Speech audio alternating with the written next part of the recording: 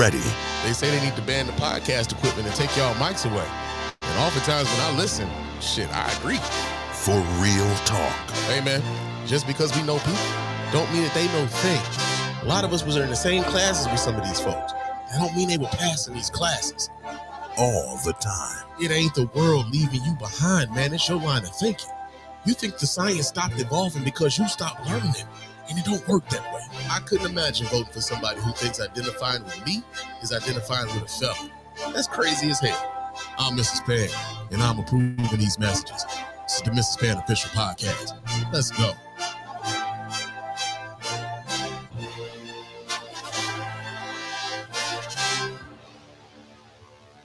Hey, yo, what's going on, everybody? Welcome to the Mrs. Spann Official Podcast. I'm your host, Mr. Spann, and this is episode number 69 of the show. And yo, man, I think it's appropriate for me right now to just come on out and say it, man, and announce the fact that your man Spann is I'm defecting, man. I'm defecting from this motherfucker.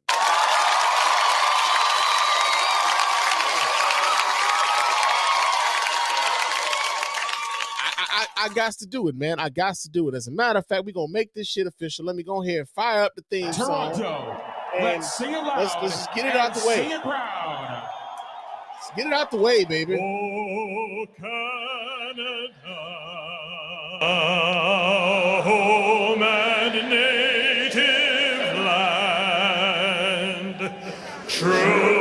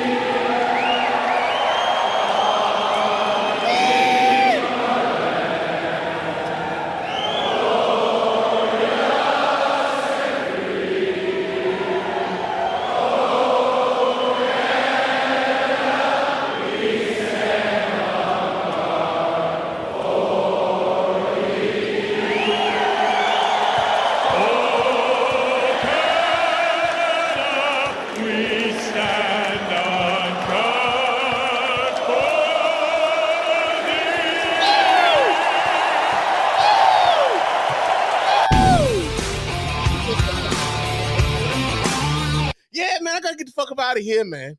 I got to get the fuck up out of here, man. Y'all done made a shit show with this goddamn nation, man. I don't know. I do not know how y'all got me out here wanting to be in the same motherfucking space as Drake, nigga. This is what the fuck y'all done done. Y'all done got your man Spann out here willing to say, fuck it, I'll move across the river. You know what I'm saying? I will go over to Windsor, Canada, my nigga. I can still keep my job. You know what I'm saying? This is what's the beauty of it. I can still keep my job. I can still, but I'm going to be living over there and shit where they got free healthcare and shit and, some level of common sense and whatnot. I might have to give up a few guns, but, that'll put a few dollars in my pocket. These guns wasn't cheap. So, yeah, man, yeah, I think I'm gonna have to get the fuck up around here, man, because y'all's president is out here wilding, nigga. He's out here fucking wilding. So, yeah, man, it's I don't know what the hell, man. I don't know how y'all decided this is what y'all wanted for America and shit. Like, y'all really let a fucking felon come over here and be y'all goddamn president. The nerve of you niggas, man. The nerve of y'all. Real talk. But oh man, we got a lot to talk about. We really do. But of course, before we do that, gotta remind you guys how to get in touch with us over here at the Mrs. Spann Official Podcast. Let your voice be heard. Go ahead and hit us up at our hotline at area code 313-288-0485. That's area code 313-288-0485. Leave us those voicemail messages. Those voicemail messages will get played here live on the show, responded to in kind. If you're watching us here live on YouTube and or Facebook, you can chop it up with your man Spann here live by hitting that hotline up, area code 313-288-0485. You can also leave us a 5-star review on iTunes and or Spotify. Those 5-star reviews are the ones that get right here live on the show. We really appreciate everybody who does that. It doesn't cost you a dime, just a couple minutes of your time to let everybody know why you're rocking with us over here, the Mr. Spann Official Podcast and the Spann Report Podcast Network in its entirety. Also, follow your man Spann on social media, man. I am on Bluesky, I am on Instagram, I am on Threads.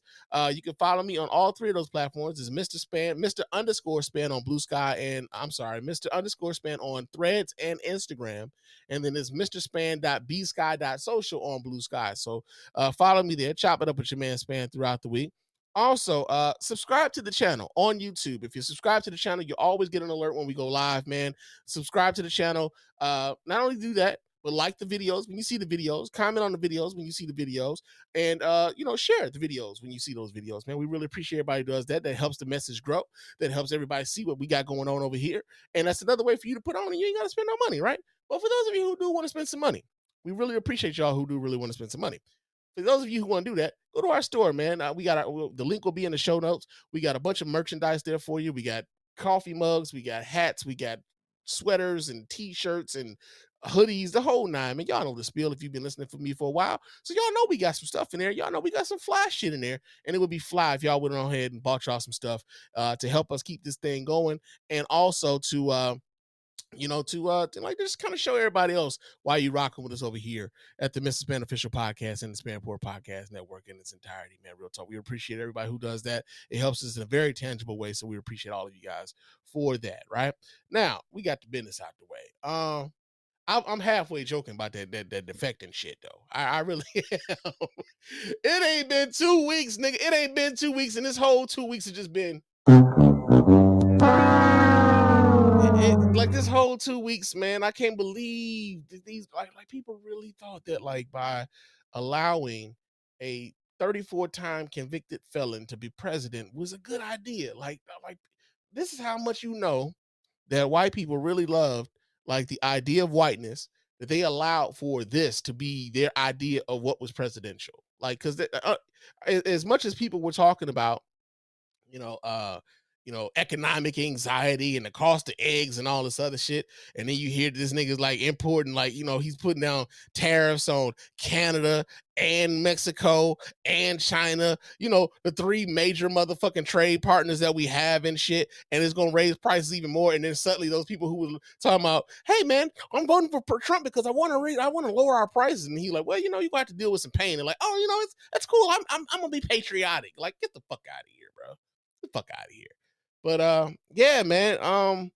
Like I said, the couple, about a week ago, one of the things about this particular show is that we will not be allowing for Donald Trump to steal our joy over here. I will not allow for Donald Trump to to overwhelm us with the bullshit, although he's damn sure trying. He is for damn sure trying to overwhelm us with the bullshit. And I think there's something to that, and I'm sure I'll get to it and explain more about it as we go, over the course of the show. But I just want people to understand, man, that I really don't want folks to jump out of the window. I've been seeing a lot of folks jumping out of the window. People are getting frustrated. People are getting mad. People are getting mad at the wrong folks. Some people are catching some smoke, deservedly so.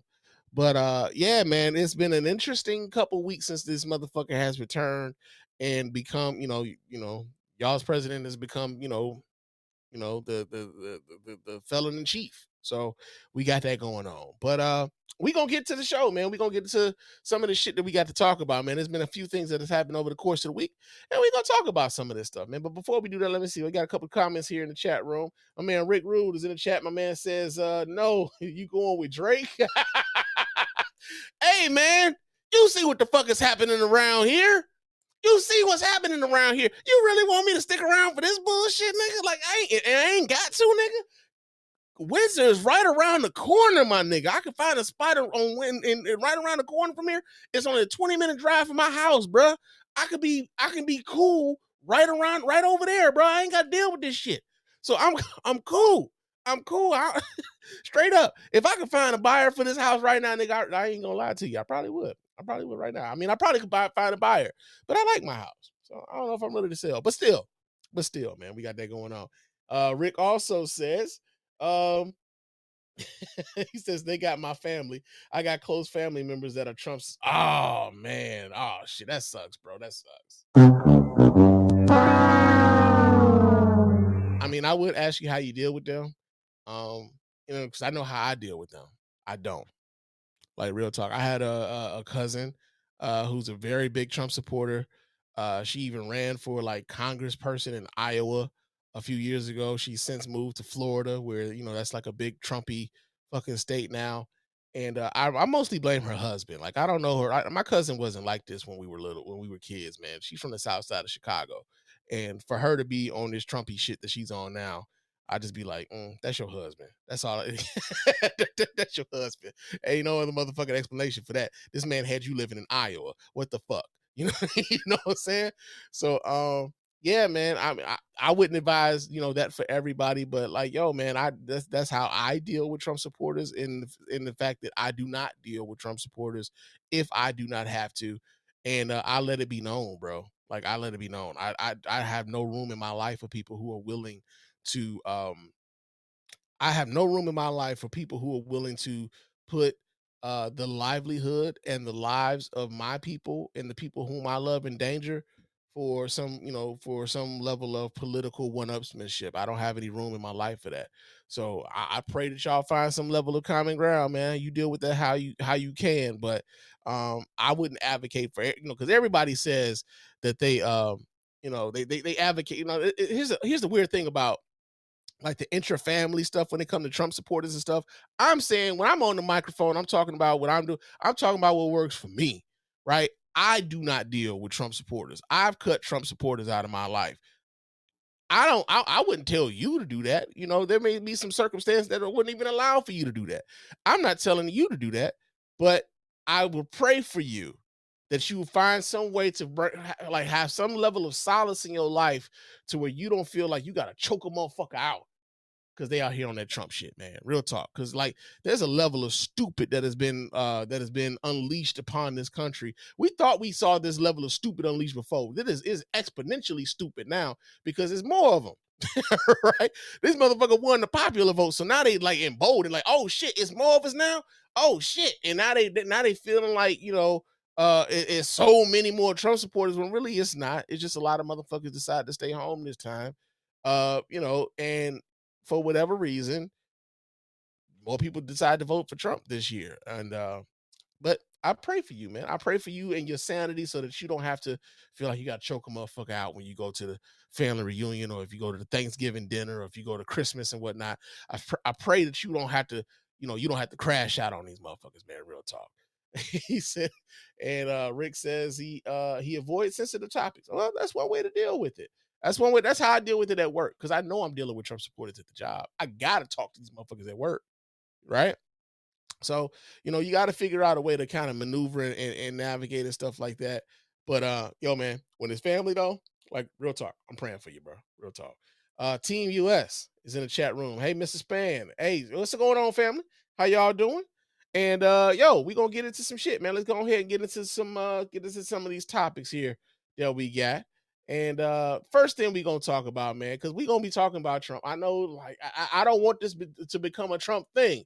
But it's so much shit that's involved in that son, bitch. You can't avoid it. You know what I'm saying? But we're not going to start there.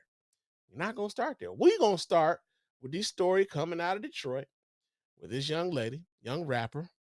She's suing Lyft over the fact that they refused her a ride. Now, the reason why they refused her a ride was because she was overweight.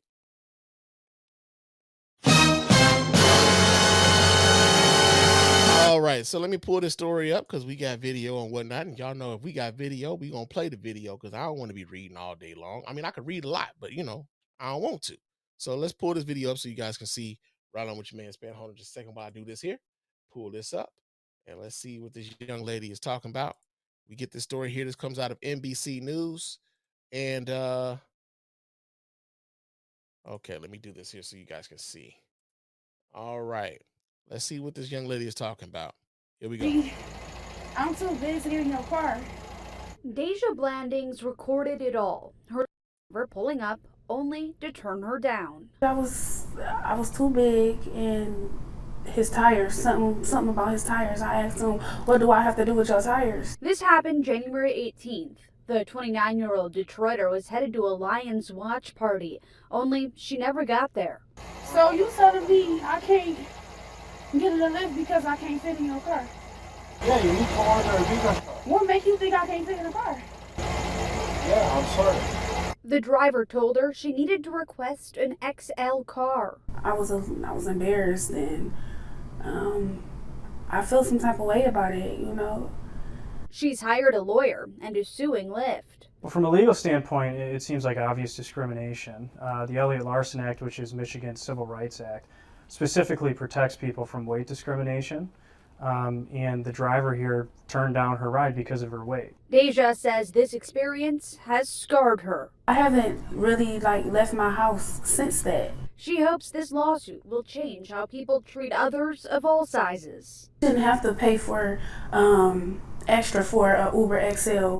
While Lyft does not comment on pending litigation, they did send us this statement saying, quote, Lyft unequivocally condemns all forms of discrimination. We believe in a community where everyone is treated with equal respect and mutual kindness. Our community guidelines and terms of service explicitly prohibit harassment or discrimination. Reporting in Detroit, Jacqueline Francis, Local 4. All right. So, one of the things that I saw this story just kind of percolating all across social media, especially here in the Detroit area because it was a Detroit-based story.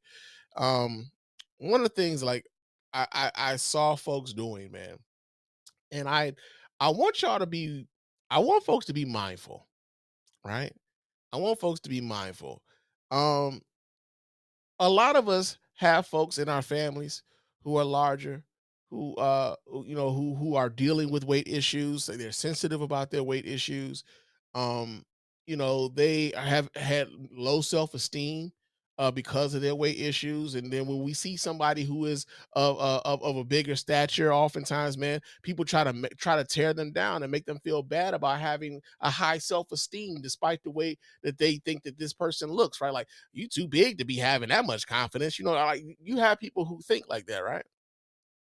And I want y'all to be mindful of when y'all get on this social media and y'all start talking this shit about, this young lady or anybody else that you may see on social media. Your friends, your family who are also in dealing with these issues, they see you talking this shit about this young lady. And they know that, if that's how you feeling about them, you for damn sure talking about me. Right? And I think when this story came out, a lot of folk just kind of lost themselves in the moment and to kind of go in on this young lady for her, feeling, embarrassed and feeling discriminated against for this case, right? Now, some folks were saying well, if she was so embarrassed, why she go public with this story? Why was she recording this incident? And she was probably recording the incident for future fucking legal action later on. I got to get proof of this shit happening to me right now, right? You see this when people talk about on airlines. When people get on airlines and they're like, yo, man, bigger folks should pay for 2 seats as opposed to the 1 seat because they're taking up so much more space. And not thinking about, hold on, man.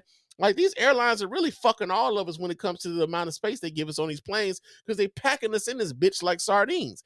They really could give us more space, but they opt not to because it gives they get more money by cramming us all in here in smaller spaces, right? And yeah, you may not necessarily have to deal with the prospect of having to buy 2 seats because you're a little bit larger, but that person shouldn't also have to deal with that because this airline is being greedy, right? And I think oftentimes, man, we forget that because something doesn't necessarily affect us personally, and that's probably going to be a theme tonight, because something doesn't necessarily affect us personally, we don't see the issue, right? And so everybody was making jokes about this young lady. Everybody clowning this young lady about, her being large and her not being able to get in this car. Now, I will say this, based upon the sounds that was coming out of that man's car, maybe he shouldn't have been driving Lyft that night, right? My man's car sounded like it was in pretty bad shape. Sound like my man could have used the motor. Sound like his timing belt was a little bit off, right? Sound like my man should have probably been at home. But at the same time, I'm shaming him for his ride. He probably need that to get bread, right? There's a whole bunch of different things that there's a whole bunch of different things happening right now that everybody getting their jokes off, and I guess that's cool. Everybody getting their jokes off, but at the same time, like, we dealing with a couple different issues here. She's dealing with a personal issue in regards to her size. He's dealing with a personal issue in regards to his ride, and they both come together. And now we looking at both of these situations. It's like, shit, it's kind of a clusterfuck both ways, right? So I like, as I was like kind of watching people like just kind of go in, man. Like, everybody couldn't wait to get their little fat jokes off and shit. And I just want y'all to know, man, like, your fat friends or your overweight friends, your overweight family members, they looking at you talking about them, and they're like, yeah, this is how you feel about me. And you might not necessarily be saying this shit in my face, but you definitely saying this shit when I ain't around. In much the same way that y'all talk about gay folks and bisexual folks and everything else, y'all talk about motherfuckers and think that people ain't watching what you're saying. People are definitely watching what you're saying. So be mindful of that when you can't wait to get the joke off. I know everybody, everybody's like, the comedians and shit. Everybody trying to go viral for, I got to get this one off. This going to kill them. Does it have to, though? Do you have to really be that way? Now, who's to say what's going to happen with this case, whether or not this young lady wins this case or not? I know a lot of, that was even the weirder part, right? There were folks who were advocate or better yet, not even so much advocating, but there were folks who were like hoping that she lost this case. So I'm saying she better lose this case because she should just go ahead and exercise. People do not know what your circumstances is. I know people who are overweight or who appear overweight, who are working out and everything else. You wouldn't know it because you don't fucking know them. And they are taking care. They very fucking healthy people. Very healthy people. But because you have a preconceived notion as to how that person got to be how they were, you don't know that. But you're carrying that bias. You're carrying that motherfucking discrimination with you. And it carries over into the jokes on social media and everything else. I sympathize with this young lady, because I really don't know how to handle that situation.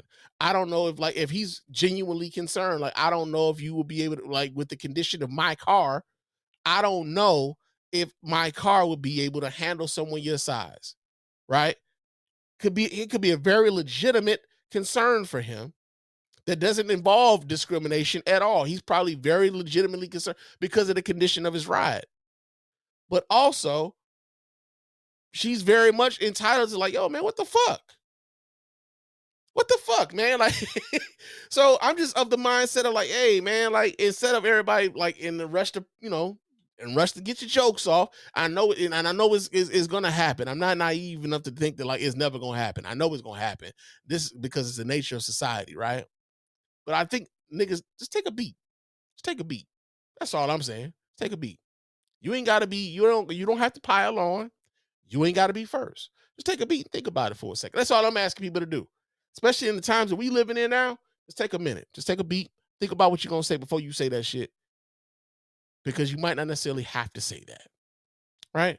So, yeah, man. You got that going on, man. I kind of wonder. As a matter of fact, I might put this up as a poll on this particular episode later on Spotify, so you guys can vote on Spotify when I put the poll up. But should that Lyft driver have denied her the ride, and and get, see if maybe I'm tripping. Who knows? Maybe I'm tripping. But we got some comments here in the chat. Team US 2K says, Lyft driver shouldn't have turned her down. The driver should have let her try to sit in the car. When you become a Lyft driver or Uber driver, you are submitting your car to all types of wear and tear. You are submitting your car to all types of wear and tear. But you are also, as an independent contractor, allowed to refuse service, right? Like, people refuse service for certain things all the time. People refuse service for people who are rude. Like, this person is being rude to me. This person won't put their seatbelt on. Hey, man, get the fuck up out of my ride. Right? Like, so there are different reasons for why an Uber driver as an independent contractor can refuse a ride. Whether or not this is a proper reason is something that I think could be argued. Right? And especially, like I said, because of the condition of this dude's ride, maybe he has some legitimate concerns. Don't know. Right? Don't know. But at the same time, I just think that like when folks are coming out with the jokes about this young lady's size and making it about her size and whether or not she should lose this case because of her size, I think that's wrong too. Right? I think two things can be true at the same time. Both of them could be wrong for for different reasons, right? Um, Rick's in the chat room. Rick says, "I'm not. It's not cool. You don't know it's your body dynamic meta. It's not cool. You don't know it. Your body dynamic metabolically, where you gain a bunch of weight and you find yourself in the same situation." Um, yeah, yeah. What you said, man. What you said. Let's see. Some people are just mean spirited, but that's the nation of the world, bro. That's the nature of the world. But yeah, we got that going on, man. So that was kind of up and down my timeline over the course of this week, man. Real talk. Now another story that we had that has been going on over the course of the week. So it is Black History Month. So first things first, let's go ahead and damn, I ain't got no celebration music up here. I ain't got no celebration, but it's music. It's Black History Month.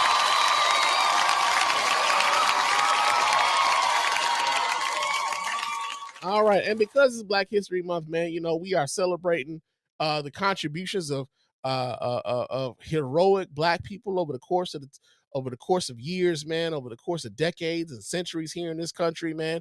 Not just this country, but around the world. And one of the things that was interesting was this current administration put out a memo earlier this year, and they were talking about no longer they were putting a pause. They want to put a pause on it. Right. So all you niggas that like to play pause, they putting a pause on the shit that y'all like, right? So it was a pause on they wanted to say Martin Luther King Jr. Day, but that's a federal holiday. They made an exception for that because it's a federal holiday. Same thing with Juneteenth. They put an exception on that for that, but they wanted a pause on Black History Month, Women's History Month, Indigenous Peoples History Month. Like all of the different like recognizing the contributions of marginalized groups over the years, right? Federal government, because they were trying to comply with Donald Trump's DEI bans and all this other shit. They were out here like just wholesale, trying to get rid of shit, right? Trying to get us to not celebrate this stuff, right? Now, as a part of folks' bit of resistance, because that's the other part, right? People are trying to figure out ways to resist against what's happening. People are trying to figure this out. And like we are in a position now where the Republicans who've been playing this long game for a long time have found themselves in a position where they are in control of every fucking thing. And when I say everything, I mean everything. These motherfuckers have the White House, they have the Senate, they have the House of Representatives, and they have they have the Supreme Court. They are in control of everything because some of you motherfuckers couldn't be bothered to, hey man, some of y'all couldn't be bothered to not allow perfect to be the enemy of good. Right? Some people needed the perfect candidate. Some people needed the one issue. They was on that one issue shit. And because this, like they weren't hearing that one issue of theirs being addressed in the ways in which they thought was appropriate, then nah, fuck it. We just gonna deal with this Trump shit for the next 4 years, right? At least. Because we don't even know if this gonna be the last of it. Right? Because motherfuckers tried to tell y'all. Niggas didn't want to listen. Okay? So we got that going on. But one of the things that people tried to do in trying to like set up some form of resistance against what's happening right now. So there are a bunch of companies who've been coming out and they've been saying, hey, we want to get rid of our DEI programs because these DEI programs will put us in opposition to what the current Trump administration wants to do. And so what we're going to do is we're going to go away from these DEI programs and get back to business as usual, right? Now, let's keep in mind that a lot of these corporations didn't really do a whole lot of the shit that they promised that they were going to do to begin with, right?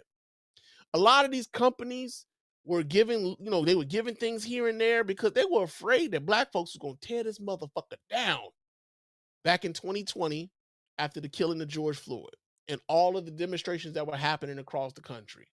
Whether you were in Seattle, Minneapolis, Detroit, Chicago, Atlanta, all over the country white folks was out here like, yo, okay, we get it, we sorry. Okay, so here's what we're gonna do. We're gonna give y'all some money, we're gonna give y'all some jobs, we're gonna pledge this much money to the HBCUs, because you know HBCUs are very, very, very, very important. We're gonna pledge this amount of money to this. And like they had that, that whole idea of, hey, we're gonna appease these people because shit's bad. Shit's real bad. And over the course of that time, these companies had, pledged themselves to do certain things, but, we didn't really see a whole lot of that benefiting black folk to a large degree, right? Didn't really see that happening for us to a large degree. It was aimed at like kind of appeasing us, but it wasn't really benefiting us to all that much.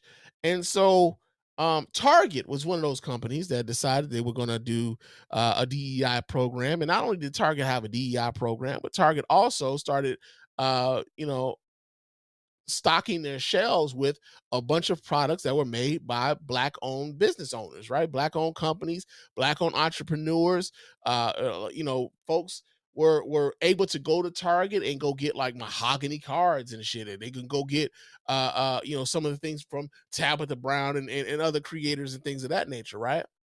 So Tabitha Brown gets word there's going to be a boycott on Target. People are boycotting Target now. As a matter of fact, I believe that the boycott started yesterday. So if you black, you ain't supposed to have your black ass up in Target, according to the boycott, right? Now, the thing is, there are a lot of black businesses who have product in Target, and maybe they would like for you to buy their products in Target, because as much as people say they will just buy their shit online, oftentimes folks don't always follow through with that type of, they don't always follow through. I'm going to say that now. As somebody who has been asking you niggas to buy a t-shirt for 15 years now. No, but seriously, so folks don't always follow through. They say they're going to do a thing. That don't necessarily mean they're going to follow through with that thing. But oftentimes when they're not thinking about it, they may just be like, oh shit, I did say I wanted to check this out, when they out and about in the store or whatever, right?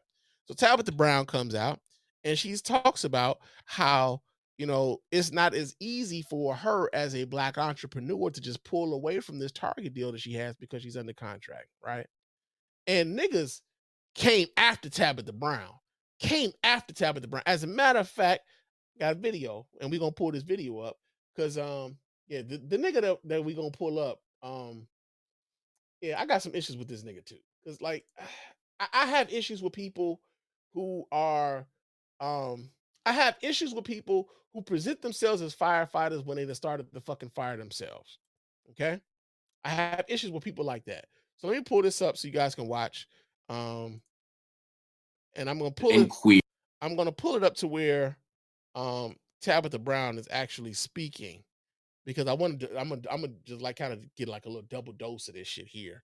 But this is from Mark Lamont Hill's was it Night School thing that he does on YouTube, and we're gonna get Tabitha Brown's take on what she's talking about. We're going to, because she tries to give us some nuance on what it is she's talking about. So let me pull this up so you guys can watch right along with your man Spann. And here we go. Let's see what he's talking about. And baby, it's been a tough 2025, and we are still in January. Also, keep in mind, look at that little third he has up here. Tabitha Brown endorses scabbing. Right?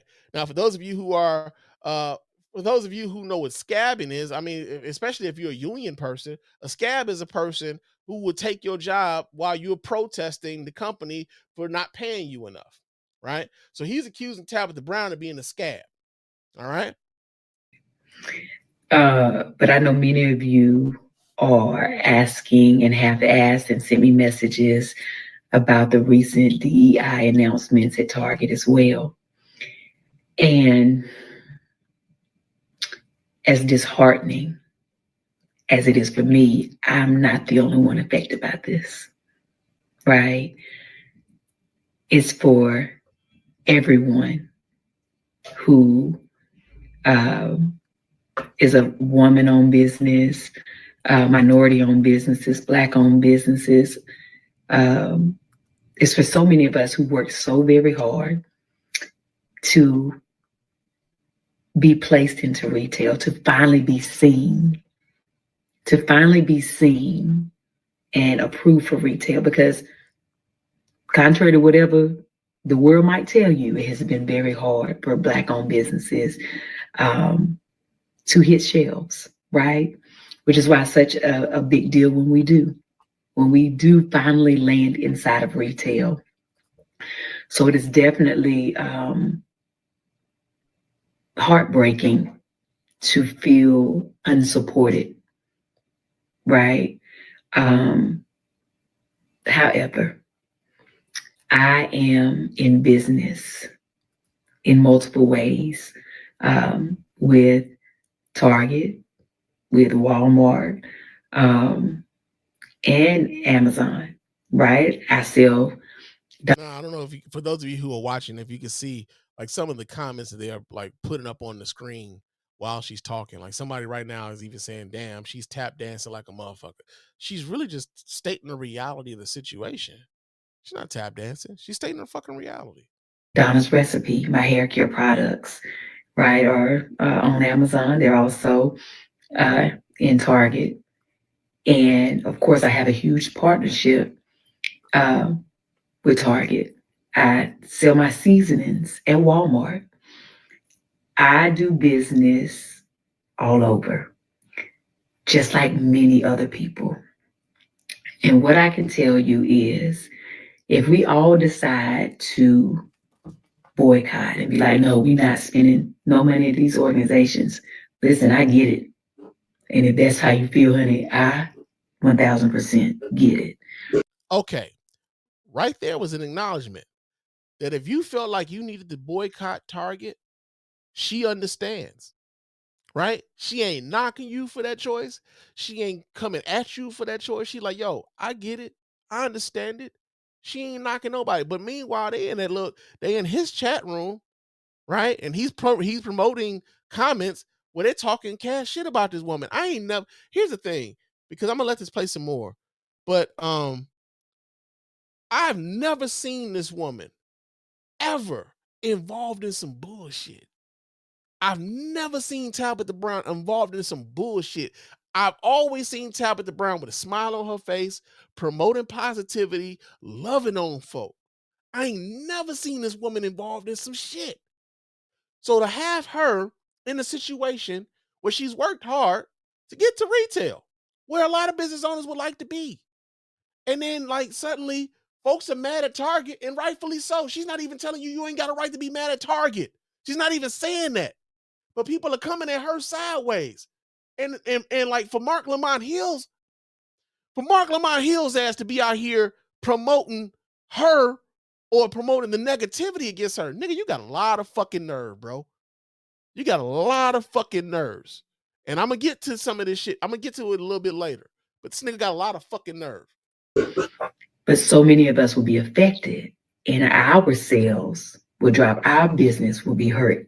And if any of you know business, it doesn't just happen overnight where you can just go take all your stuff and pull it off the shelves. There's a process. And then you got to, like, where are you going to put it? You got to have a place to store it. That's money, right? You got to have another place to sell it, which is almost impossible sometimes. And even if you sell online, it's a process when it comes to business. And everyone does not have the funds or the means or the availability, the space to house their own products, right? But the thing that concerns me the most, and I want you to hear me and hear me well, if we all decide to stop supporting said businesses and say, I can't buy nothing from there, even the businesses who were affected by the DEI ban, right? What that does is you take all our sales and they dwindle down. And then those companies get to say, oh, your products are not performing. And they can remove them from the shelves and then put their preferred businesses on the shelves. And then what happens to all the businesses who've worked so hard to get where they are? Not only that, what happens whenever this boycott is over with, right? Because one of the things that when we start talking about boycotts, I think oftentimes, man, and this is part of the reason why even last week when I was talking to y'all, a lot of people out here jumping out of the fucking window. There are no plans behind what a lot of folk are out here doing, right? Hey, it's reactionary. There is no like real thought process behind it. They doing this, so we doing that. Okay, cool. What's your end goal though? What do you want after that? Right? So after Target decides it, like, okay, we're gonna give y'all a little bit of what you want. You're not gonna get everything you want, right? That's just the nature of negotiation. You're not gonna get everything you want. But when this is over, how then do you look at the businesses who are no longer in the places that you thought they should have been before the boycott, right? Because you people were fighting for them to be there in the first fucking place, right? Now you want them to just say fuck the whole thing that people like. You wanted them to be there. You wanted some more of your products to be something that you didn't have to just always go online to buy. I want to be able to hold the shit in my hand. Say for instance, like Bevel, right? I bought a lot of Bevel products online. It would have been nice for me to be able to walk into a store and actually hold some of that shit in my hand before I actually purchase some of it. Now, that's not to say that I had any complaints about the quality of the product that I received from Bevel, right? But it would have been nice if I could have just walked into a store and like, hey, okay, cool. And then I looked up, boom, you got Bevel products right there in the motherfucking store. I ain't got to wait for my subscription. I can go ahead and I can run up here to Target real quick. I can go get the soothing oil for my head because I wear a bald head. That shit, when I get finished shaving, there's a bit of irritation. So let me go ahead and buy this cream from Bevel that'll soothe my head after this shave. And I ain't gotta wait because I done ran out. I done ran out, and my subscription, because that was a subscription service. I done ran out. I gotta wait for my subscription service to go ahead and send me another bottle. I could run up to Target real quick and go get the shit, right? And so we want these things to be readily available to us the same way all this other shit is readily available to us. And here Tabitha Brown is basically saying, listen, we fought hard for us to get our shit in these stores. We're finally in these stores. Some of us are not only in these stores, but we're under contract to some of these stores. And then when it comes to the amount of product that we do have in these stores, y'all want us to pull our products off of the shelves, but now we don't have the infrastructure to store this shit, right? I don't have that. I don't have the infrastructure for that. So I can't just store the shit. And even if I did find somewhere to store the shit, now that's an added cost on my business that I might not necessarily be able to take on.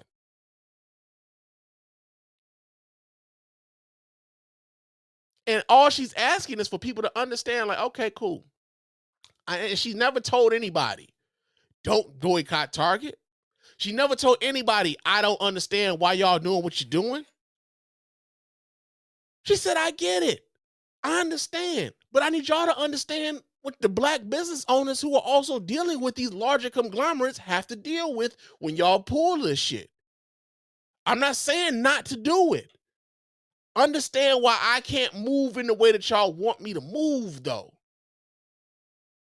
I can't move in the way that y'all want me to move. And you wouldn't understand that because you're not sitting in my fucking position. And when you have a bunch of folk who are moving, who are basically just on, they're online, man. They radicalized by the shit that they see online, man. And it's okay, it's this or it's nothing. And then they throwing tomatoes at someone like as positive as fucking Tabitha Brown. I ain't never seen this lady involved in no shit at all, ever.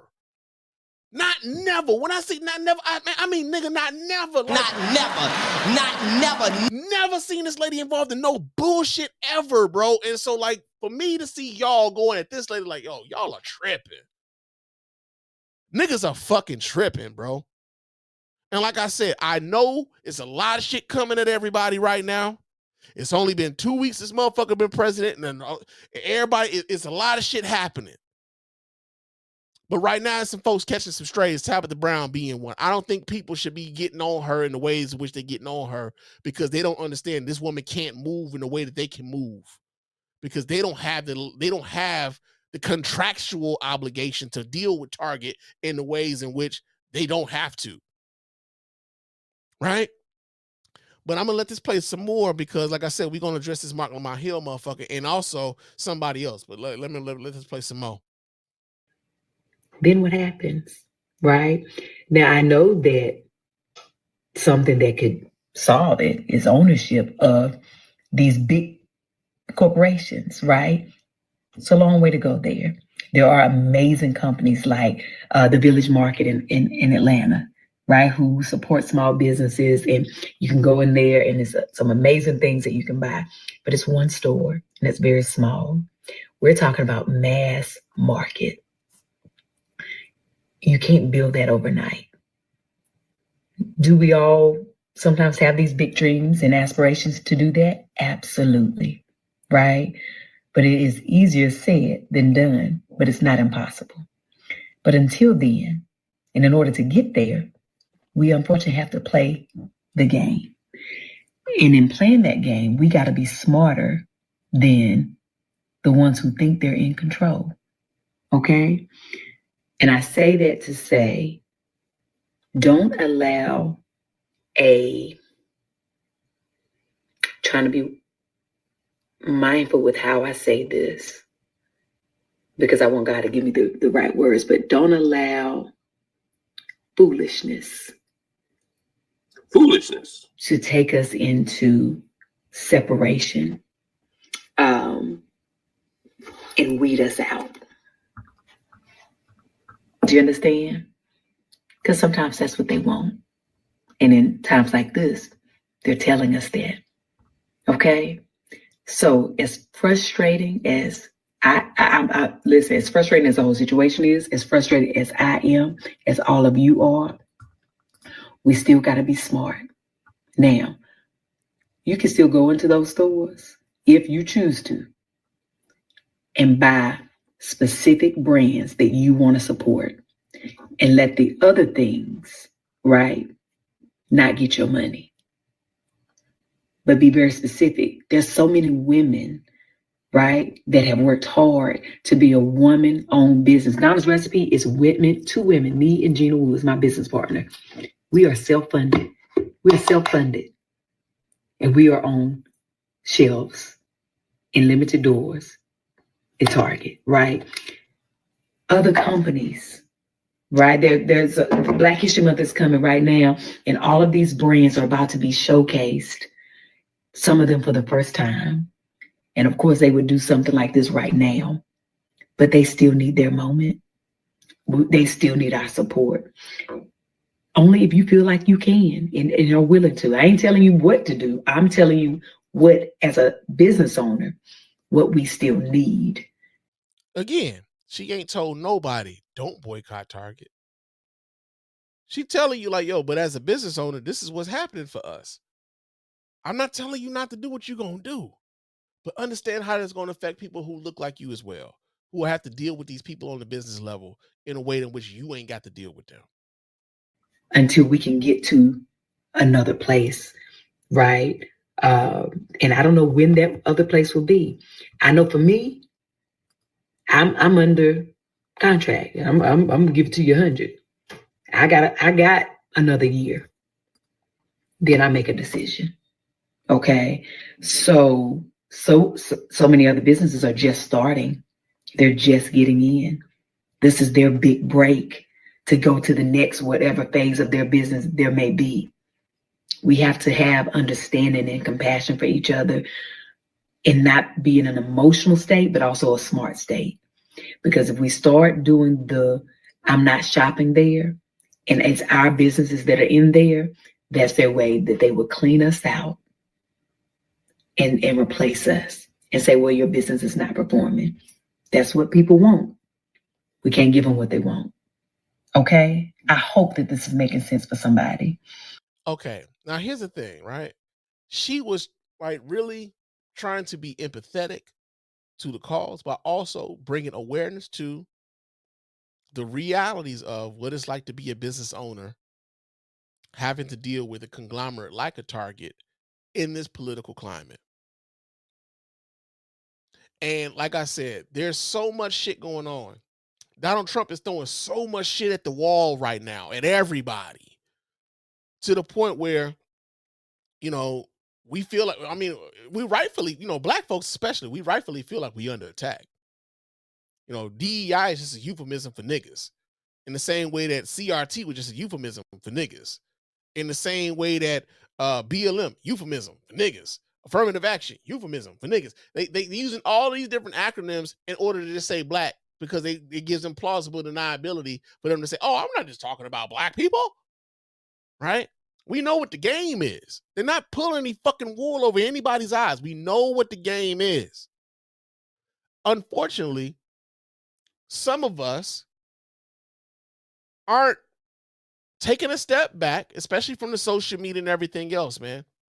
Taking a step back and saying, hey, hold on a second. Take a breath. I know we dealing with a lot, but we got to be a little bit more strategic in how we move. We can't just like be reactionary and everything, which I think is what she's trying to say. There's some nuance here that I don't think people are considering. We got some black folks who are going to deal with some suffering with this move, right? And she's just trying to bring awareness to the black people that you're going to be affecting with this move, and how you can mitigate harm of other black people. But that ain't what Mark Lamont Hill is going to focus on. We're going to listen to what this motherfucker had to say. And I know it's a long video, and I know it's not making sense to anybody. Not anybody who thinks this is dumb. No, nigga, what you talking about right now is dumb. I just broke down why it made sense. I just broke down why it fucking made sense. But we're talking to somebody who is also one of those firefighter type motherfuckers who wants you to think that like, yo, I'm here to put the fire out. Meanwhile, they go out here setting out fire. They go out here starting the fucking fires, right? Understand who Mark Lamont Hill is. Mark Lamont Hill is one of these motherfuckers who goes out. He's a Green Party dude, Jill Stein supporter. Goes out telling people how, like, the Democratic Party and the Democratic Party are two sides of the same coin. How much of this two sides is looking the same, nigga? How much of these two sides are looking the fucking same right now? Do y'all think, like, let's keep it a buck. There was a fucking helicopter crash into an airplane in Washington, D.C. just this week.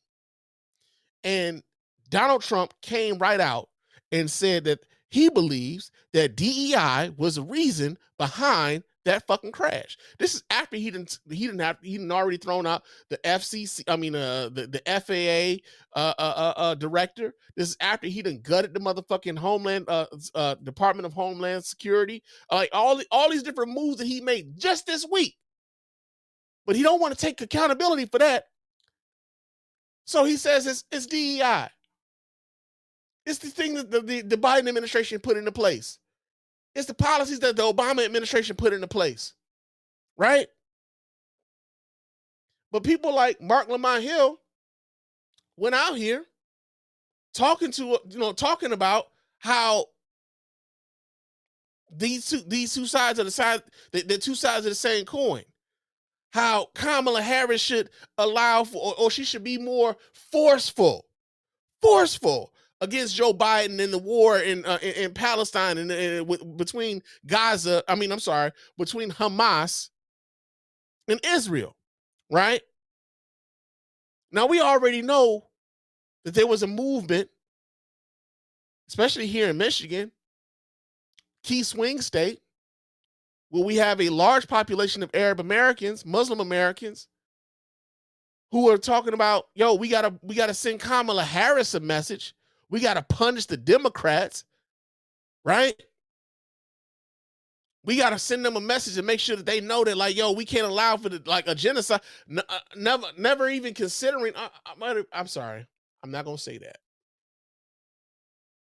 Thinking that Donald Trump coming to Dearborn, Michigan meant that he gave a damn about the persecution and the degradation that was happening to Palestinians over in the West Bank. So you got these moral high ground motherfuckers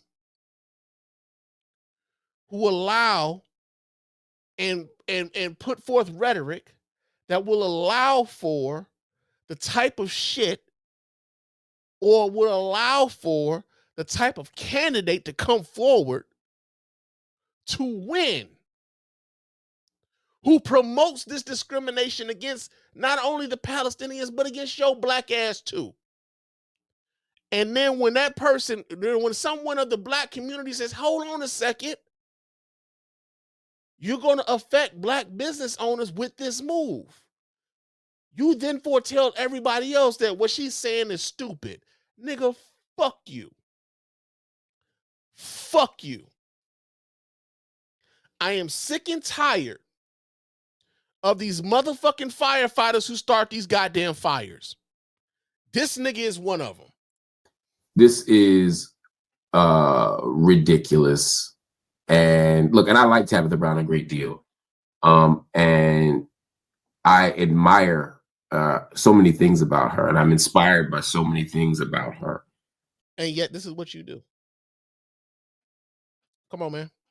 Make it make sense. And so I was a little bit surprised to see this response, although maybe I shouldn't have. I've never heard Tabitha Brown speak out on these kind of political issues, these type of economic issues, specifically these types of labor issues before. So it's always telling if someone speaks out about labor only as it pertains to their wealth. Effectively, what Tabitha Brown is saying is you can have a boycott, but don't boycott the black people. Don't boycott the women. What's wrong with that? Right? Because the boycott was supposed to be against the corporation. Right? You're supposed to be punishing the corporation, not the black people, not the women. And you just said that her expressing that was stupid. Nigga, make up your mind. Make up your fucking mind. Don't boycott us because, you know, that's what they want you to do. They want you to fall into this trap, and then we get divided. Don't be so emotional. There's a lot of condescension in this. Although it's shrouded in certain kind of flowery, loving, self-help, spiritual language, it's still like, don't be dumb, y'all. I've been saying that. Don't be stupid. Don't jump out the fucking window doing stupid shit. Right? Don't jump out the window doing stupid shit. Because there's so much coming at folks. So much coming at folks. And people are feeling so overwhelmed that they feel like they gotta do something. But they ain't thought through a goddamn thing. I was saying this last week before before this whole Target fucking shit came up. I was saying this last week, nigga. Don't jump out the window. Don't let this motherfucker overwhelm y'all and get y'all to do some stupid shit. Right? Now, like I said, she didn't tell people to not boycott Target. She said, if you feel like you got to do that, I understand. I just also want to put this on your mind. And for this nigga to get out here and talk this way about her, you know, and he does this, you know, he did the same thing Stephen A does. I guess this motherfucker's from Philly. I don't know. But he does the same thing Stephen A does when they about to talk some shit about you, but they want to they want to put all this flowery language in front of it before they talk shit about you. Nigga, just say what the fuck you gonna say.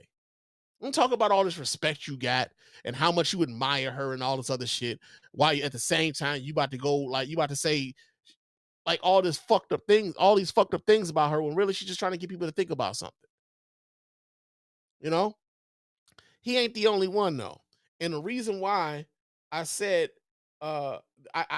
there's this thing I have against motherfucking firefighters who start fires, bro. There's another one. He's not the only one. There's another one. Let me pull this up so I can so we can talk about this here too, because she does this often. And when I say she, I'm talking about one Nina Turner. Okay, let me pull this up so you guys can watch right on with your man Spann. Hold on a second. Because these are the people who go out and they set up situations They set up situations and they advocate for situations where you find yourself in a fucked up predicament, and then they act as though they're rescuing you from the fucked up predicament that they helped put you in. Right? So here we go. Let me pull this up so you guys can watch right along with your man Spann. Here we go. Where is it? Okay, there we go. Wait, that's not it. Check this out, cause. Are you it for Ohio? Yes. You're very vocal for the uncommitted vote and that cause. Are you supporting Kamala Harris? Are you going to vote for her? How do you see a role in this moment? I'm waiting to see more policy rollouts. I'm not one of those Democrats that are jumping to it. I want to make sure that material conditions for everyday people in this country change. So far, some of the economic things that she has rolled out, we need more details. But, I'm pretty pleased with those. In terms of the uncommitted, right now there's a sit-in happening with the uncommitted voters right now, just kind of spontaneously, because the DNC allowed, rightfully so, a Jewish family to talk about their son that was maimed and also kidnapped and is still held there now, 320 days, I believe. And it was such a touching and moving speech. And one of the things the parents said, and I'm a parent, so I was starting to tear up. I have a son, and I'm tearing up and I'm paraphrasing them, the hostages must be returned, and there must be a type of liberty and justice for everybody impacted. Now I'm paraphrasing them, but it was such a moving and inclusive, recognizing Palestinian lives, but also talking about their pain. It's not but talking about their pain as parents because they have not seen their son. And the hostages must be returned, and there should be a permanent ceasefire and a path to real peace, justice for both peoples. Now, the DNC, though, decided not to allow they asked for a vetted, the uncommitted said vet a Palestinian and allow them a chance to speak so that the members of the DNC can hear, both pains. People are suffering. Understand that you have separated yourself. You have already separated yourself by calling yourself uncommitted. Right? Now, why wouldn't the uncommitted members, why wouldn't those folks demand for the same level of audience during the RNC? Why wouldn't they want their plight to be heard by folks representing the Republican Party? Why do you have these demands on a party that you're uncommitted? You don't have any allegiance to anybody. So now you're coming to the Democratic Party and fighting for someone to hear you at the Democratic National Convention. But you don't have that same smoke for the Republican Party. The Democrats, I guess y'all felt like, which was probably right, that the Democrats would probably hear you out and the Republicans wouldn't listen to you at all. But it's interesting that you've uncommitted to whom you're going to give your vote to. Like, we're not really rocking. We uncommitted, yada, yada, yada. That's the same thing as being an independent. There is no rule that says that the Democratic Party or the Republican Party, for that matter, because you're independent, you're uncommitted. There's no rule that says that they have to give you voice at their conventions. Right? None.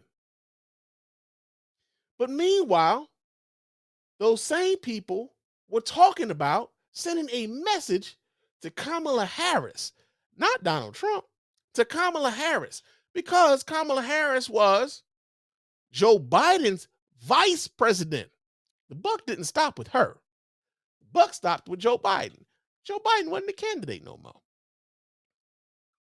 But y'all want to send a message to her. Y'all wanted to punish her. Right? And so Nina Turner is out here pushing this up, along with people like Mark Lamont Hill, pushing this up. And now we are in a situation where Kamala Harris ain't the president. Tim Walz ain't the vice president. Republicans got the House. Republicans got the Senate. Republicans got the fucking Supreme Court. But these people act as though they are coming to rescue or fight for us when they put us in the fucking situation to begin with. And I want people to recognize this shit for what it is. Recognize these fucking actors for who they are. These motherfuckers go around setting fires and then come out acting like they saving you from the fucking fire. Recognize these bitches for who they are, man. That's what I'm on. Recognizing who these people is. Stop falling for this shit over and over and over again. And the DNC said no. So now the uncommitted voters are sitting in. Anything else go back? All right. So, yeah, man. But as I said, man, when it came to Tabitha Brown, I think that like for them, especially somebody like a Mark Lamont Hill to come at Tabitha Brown in the way in which he did, and then also for somebody like Anina Turner to come out, we have to understand who, folks who like you, who will pretend to be on your side. Understand that oftentimes some of these people who will pretend to be on your side have actually gone out and set fires and are setting themselves up to look like heroes for putting the fires out that they set in the first fucking place. Now I need people to be aware of that shit. I need people to be cognizant of that. Who these fucking people are. I ain't never seen her involved with anything positive ever. If I'm being frank, even when it comes to the Target boycott, but because this is why it's important that we talk about Nina Turner. Nina Turner right now is one of those folks who are promoting this Target boycott. She was on Roland Martin a couple of days ago. Roland Martin was asking her about specifics. What are the specific asks that you have of these corporations? How do we end this boycott? Like, what is the end result? And she really didn't have many answers for him. And she was getting frustrated when he kept asking her, but what did he ask? Because she hadn't thought that shit through. But she knew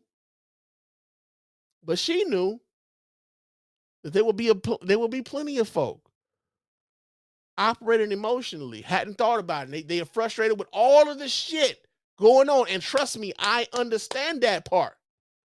But at the same time, we got to stop jumping out of the fucking window. We got to be a lot more strategic than just saying, hey, we got to be a lot more strategic, and we got to be a hell of a lot more than reactionary when it comes to how we move going forward. Because the people that we fighting right now get all of the motherfucking cards, bro. They Trump tight.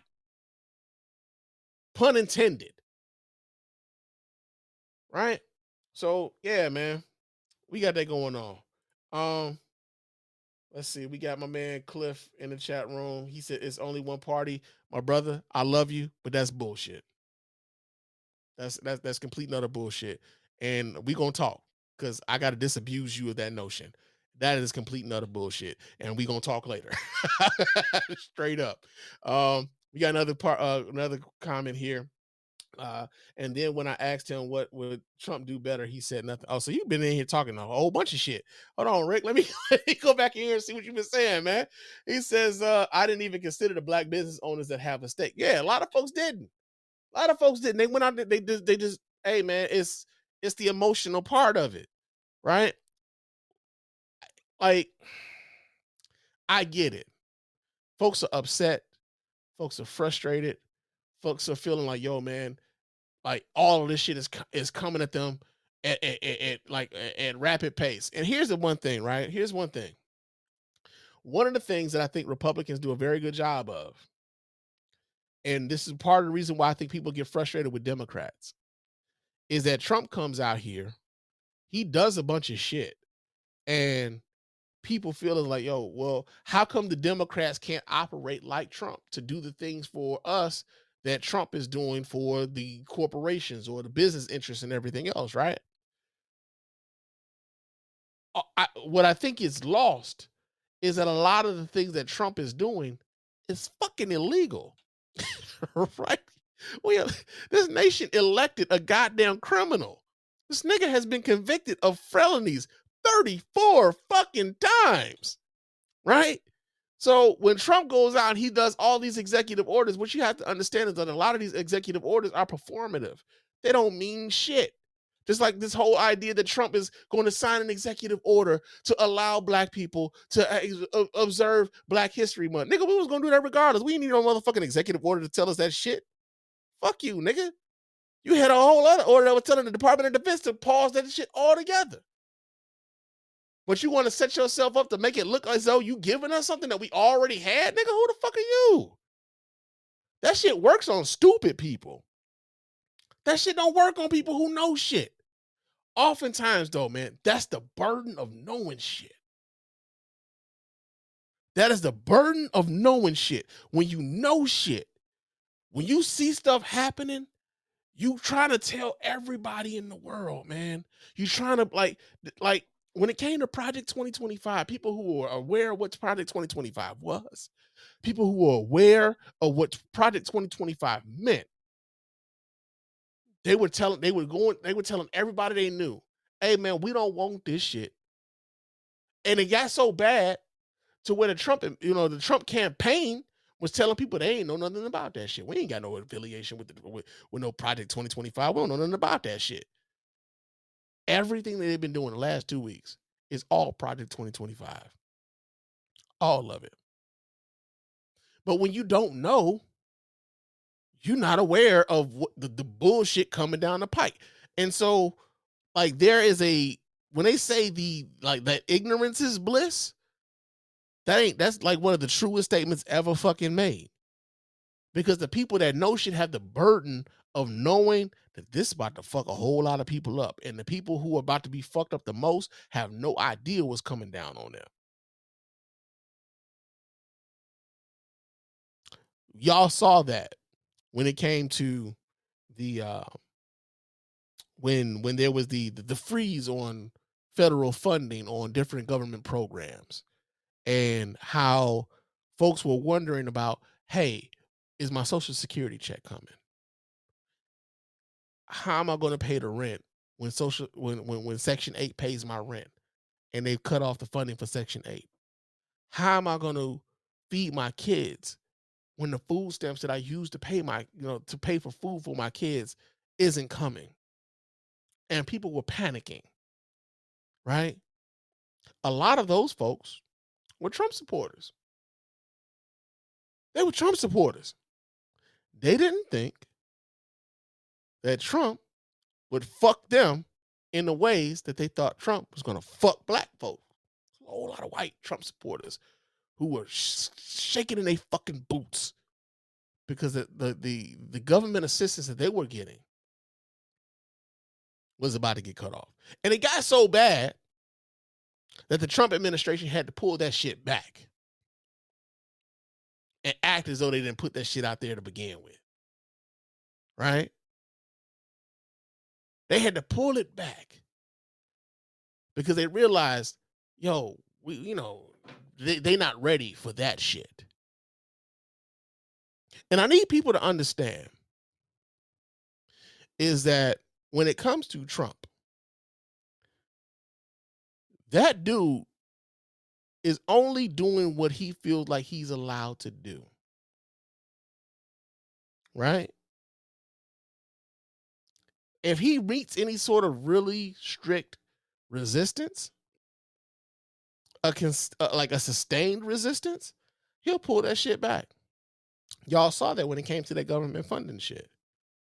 Now he's about to catch it again because he's giving Elon Musk access to the motherfucking treasury. Elon Musk has access to payments from the treasury. Right? Elon Musk isn't even a government employee. Doesn't have security clearance, but he's got access to everybody's social security numbers. He's got access to everybody's tax ID numbers. He's got access to the Social Security Fund. He's got access to any motherfucking money that's moving up in and out of the government. He's got access to it. He has he has more access to it than a goddamn congressman. And Congress people have to have some level of security clearance. He ain't even got that shit. Right? So there's about to be a fight over that. But the only reason there's going to be a fight over that is if people stand up and let their voices be heard over that.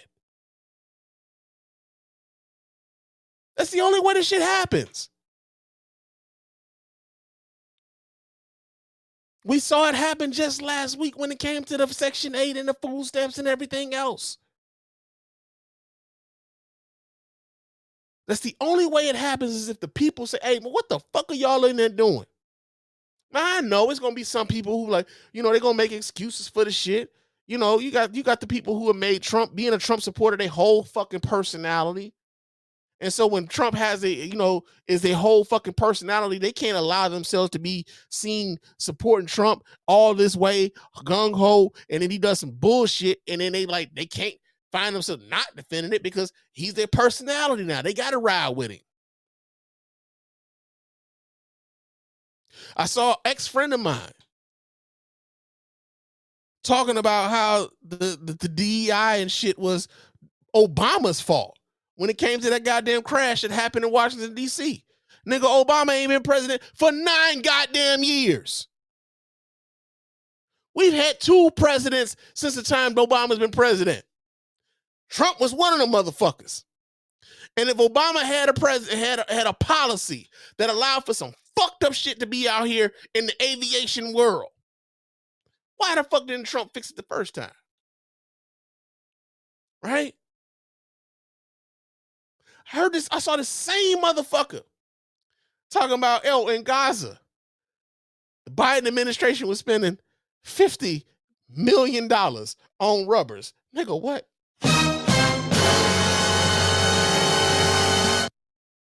And then had the audacity, the unmitigated fucking gall to say, hey, y'all need to do y'all research. Y'all getting y'all news from CNN and all these social media sites. Y'all didn't even think to look into it.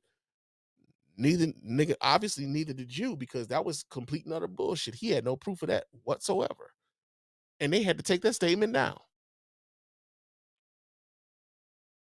So when you're dealing with people who have made their entire fucking personality about being with this Trump shit, yeah, oftentimes it's going to be hard to talk and deal with these type of folk. But at the same goddamn time, when you see some wrong shit, stand up and say that's some wrong shit. You would hope that more of our elected officials would do that shit, right? Be more forceful about it. Y'all can influence that shit, though. When the motherfuckers come back home, be at their crib. Be at their goddamn congressional office. Calling that goddamn hotline when they down there in Washington. Hey, what the fuck you doing about this right here? Right? We can all do these things, man. We can all do these things. But we got to be clear-minded about what it is we doing. We have to be clear-minded about it.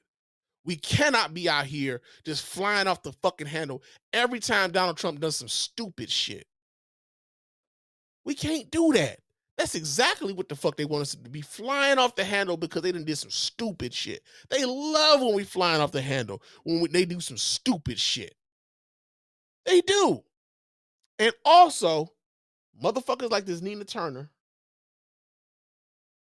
who helped put us in this position, and Mark Lamont Hill, who helped put us in this position, these motherfuckers recognize them for who they are. They're out here starting fucking fires and claiming to be goddamn firefighters and heroes when they put the shits out that they started in the first fucking place. Fuck them. Fuck them. And I put that shit on my mama. Real talk. So, whew, yeah, we got that going on.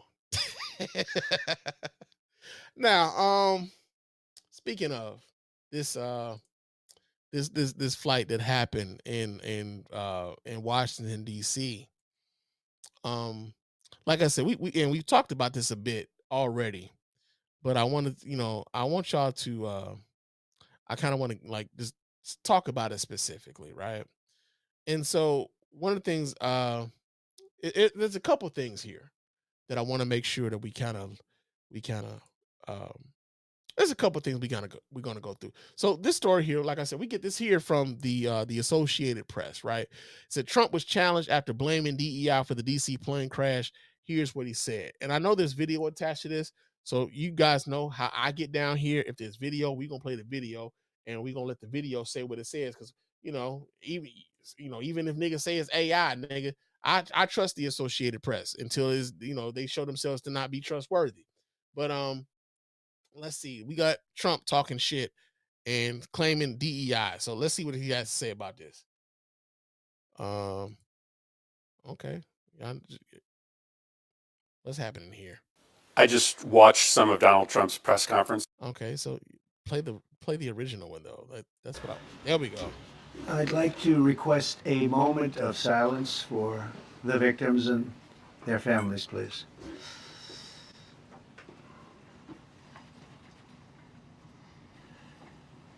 I speak to you this morning in an hour of anguish.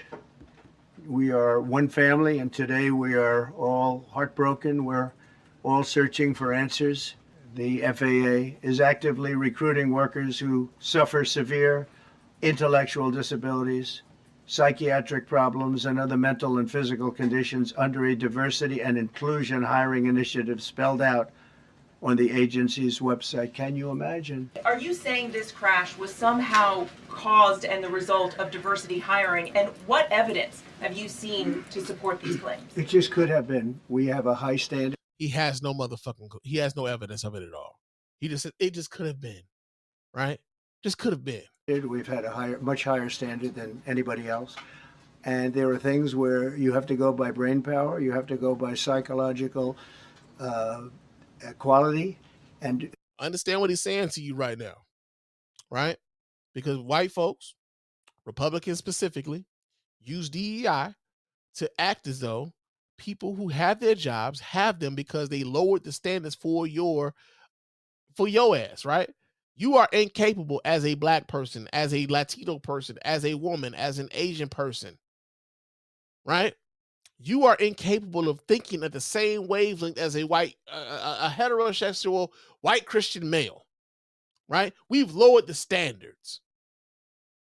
And so when this is how they use DEI, as much as they would like try to say this isn't what they mean, we understand that this is exactly what the fuck they mean. But this is what when they say this sort of shit, this is like, yo, so my question would be for anybody, woman, black, Hispanic, Asian, any sort of minority whatsoever that is not white, Christian, heterosexual male, what the fuck was your reason for voting for this? Because he's telling you he don't think much about you. He don't think much of you at all. He don't think you're capable of shit. He's telling you this right now. Right fucking now, he's telling you this. Why would you vote for that? This orange, pasty looking motherfucker. Why would you vote for that? God damn. Psychological quality is a very important element of it. These are various very powerful tests that we put to use, and they were terminated by Biden. And Biden went by a standard that's the exact opposite. So we don't know, but we do know. He fired everybody that was in charge of shit. And it happened under his watch. But somehow it's Biden's fault. Make this shit make sense, bro. Know that you had two planes at the same level. You had a helicopter and a plane. That shouldn't have happened. Mr. President, you have today blamed the diversity elements, but then told us that you weren't sure that the controllers made any mistake. You then said perhaps the helicopter pilots were the ones who made the mistakes. It's all under investigation. I understand that. It's all under investigation, and yet he couldn't wait for the investigation to actually be concluded before he came out and told you motherfuckers that it was some DEI shit. Right? Let's muddy the waters of this. And I also understand this right now, too. Y'all are dealing with somebody who is going about the business of trying to gut the government in a way in which the government is totally aligned with whatever the fuck Donald Trump wants to say. He's already offered all federal employees a buyout, right? Over 2 million federal employees. He's offered them a buyout to get the fuck out of there so that he can appoint loyalists. He's already gutted the fucking Homeland Security Department. He's already gutted the FAA. He's already tried to get rid of inspectors generals across the goddamn government. He's already did that because he wants political loyalists. So even when it comes to the investigation,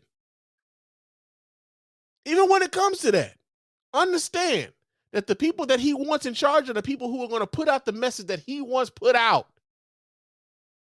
Can we even trust the investigation? He couldn't even wait for the investigation to be done with. Can we trust the investigation? Right? I need people to understand what's happening.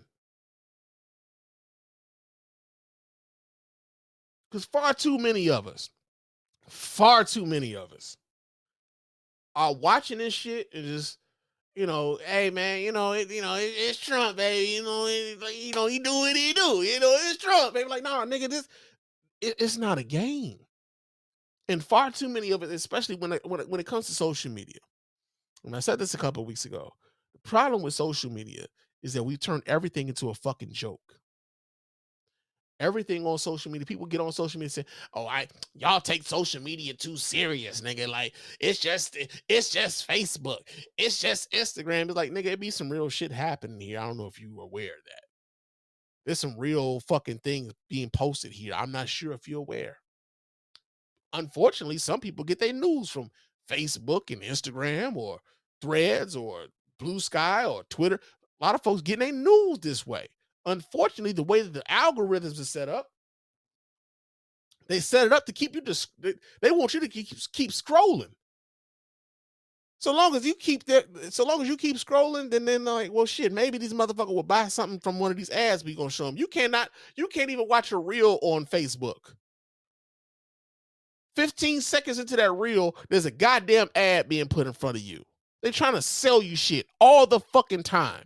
They don't give a fuck if you're aware of what's going on in the world or not. They don't care about that. They want to sell you shit.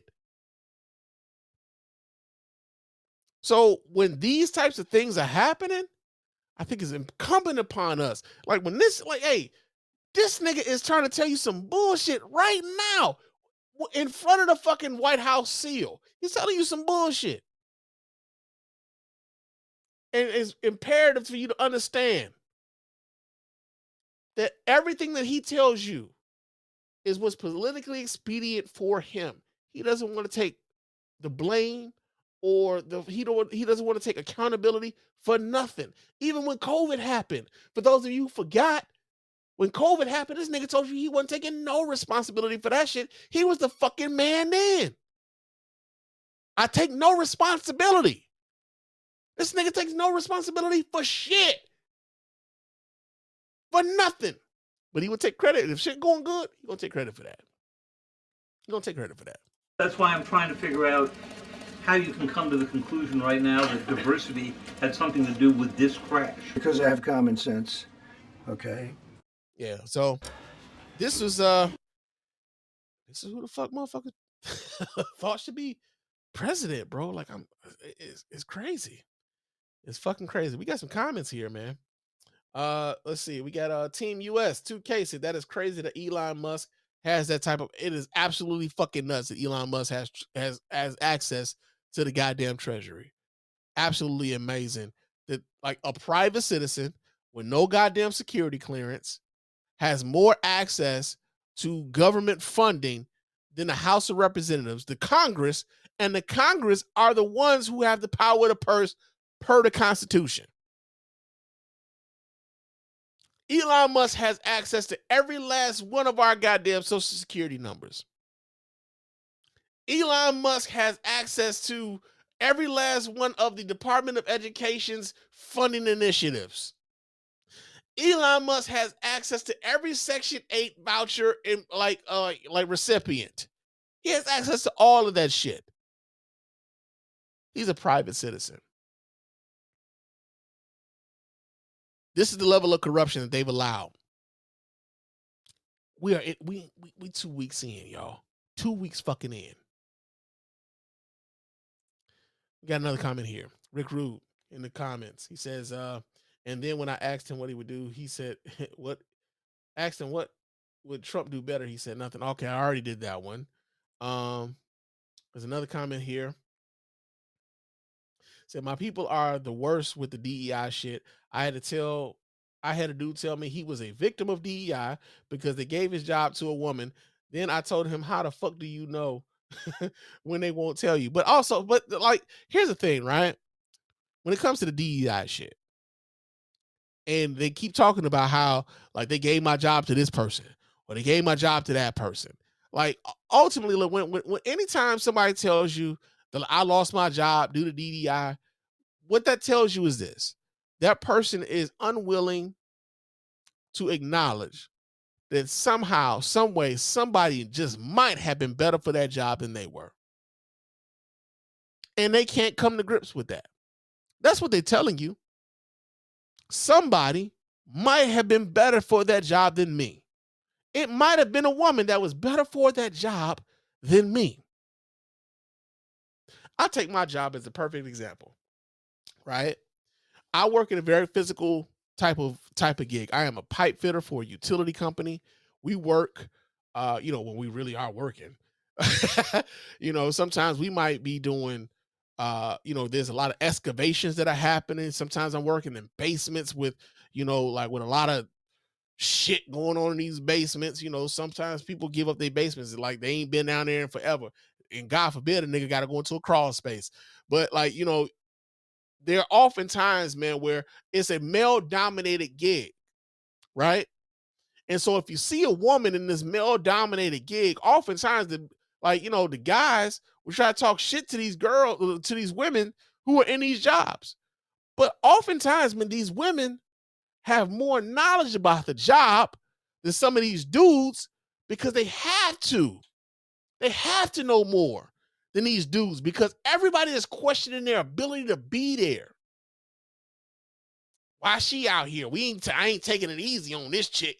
Yada, yada, yada. Meanwhile, she might be able to put a motherfucking full seal on this man better than you, nigga. I've seen you put a full seal on. You was acting like you was scared of the gas, nigga. She got on there and did her motherfucking thing. But you can't tell these niggas that. Can't tell them that. They thinking it's only because she's a girl that she has a job. Not thinking of like, no. She actually knows what the fuck she's doing. In much the same way, in a corporate setting, there's a lot of people who think that this woman only has a job because she either fucked somebody to get this job or DEI helped her get this job. Totally ignoring that she's qualified for the position and that she might know a little bit more about this position than you. There's so many people who can't fathom the idea that somebody is better for this fucking job than me. And so it has to be something else. It gotta be this program. This is why, like, even like when it comes to like DEI or like white folks and everything else, like a lot of these white dudes feel as though the only reason somebody ever got a job is because it was a DEI hire or affirmative action hire. That this person couldn't possibly be better than me at this gig. And you know what that does, like, especially like for black folks and for anybody who's black listening to me, y'all understand, y'all know the fucking saying. You got to be twice as good to get half as much as these folks out here in the workplace. Because they're not expecting you to know shit. So you got to know your shit on top of shit in order to justify your fucking place. So for anybody black voting for this bullshit when it comes to Donald Trump, I really want you to justify this shit. I really want you to justify this shit.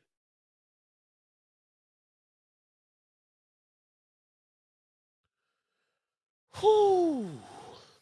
Let me calm down. Calm down. Now I'm getting worked up.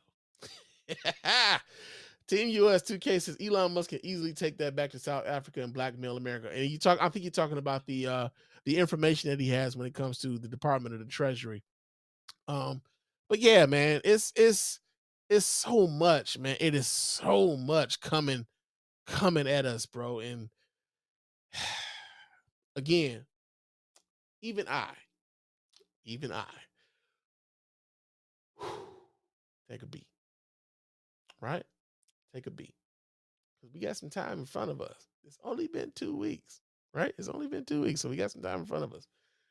So we got that going on, man. But while we have that going on, one of the things I couldn't believe this nigga, man. I swear to God, I couldn't believe when I saw this motherfucker here. Byron Donalds came out here talking about daddy is back. Like, and he said this in regards to Donald Trump becoming president of the United States again, right? So let me see if I can find this video because, I think it was on Twitter, and I no longer have a Twitter. Oh, I did find it. Okay, let me. I'm gonna pull this up so you guys can watch right along with your man Spann. And yeah, take that down. I don't want y'all. Okay, damn. All right. Well, let me pull this up so you guys can watch right along with the man Spann. Byron Donald referred to Trump as daddy.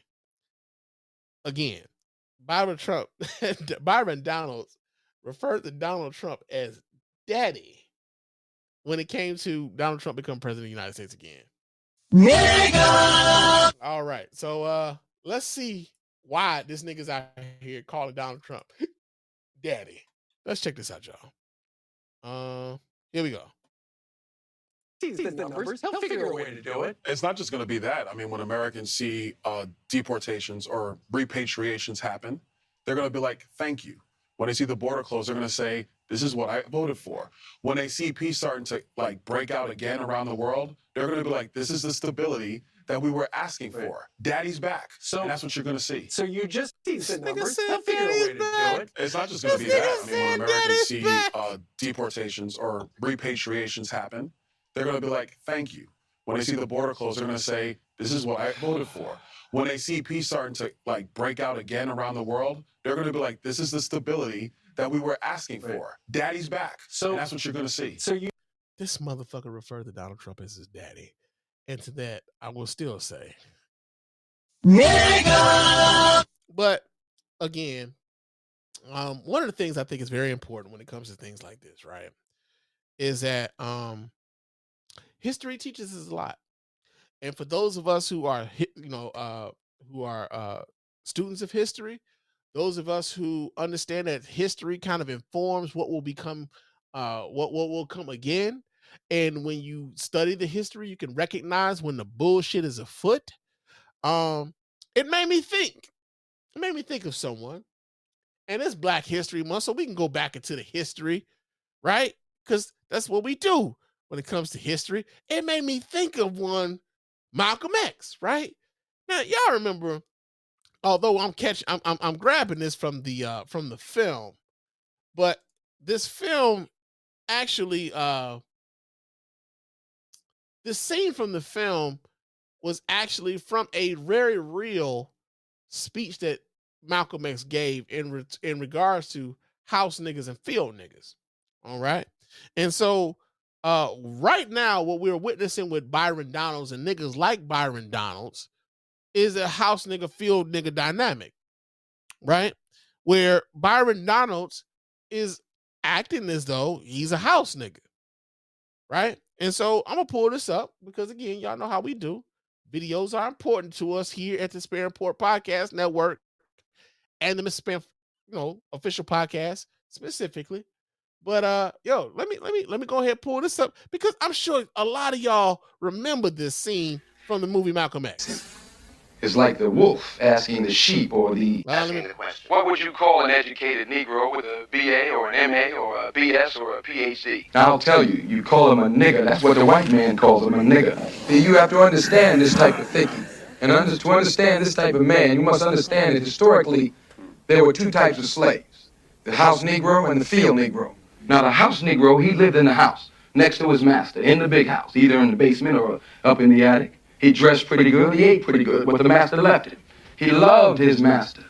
I say he loved his master better than the master loved himself. If the master said, we got a nice house here, he said, yeah, boss, we got a nice house here. Master's house caught on fire, the house Negro would be the one who run to put the blaze out. If the master got sick, he said, what's the matter, boss? We sick? We sick. You see, this is the thinking of the house Negro. Now, if another slave came up to him and said, let's run away, let's separate, let's get away from this cruel master, he said, why? What's better than what we got here?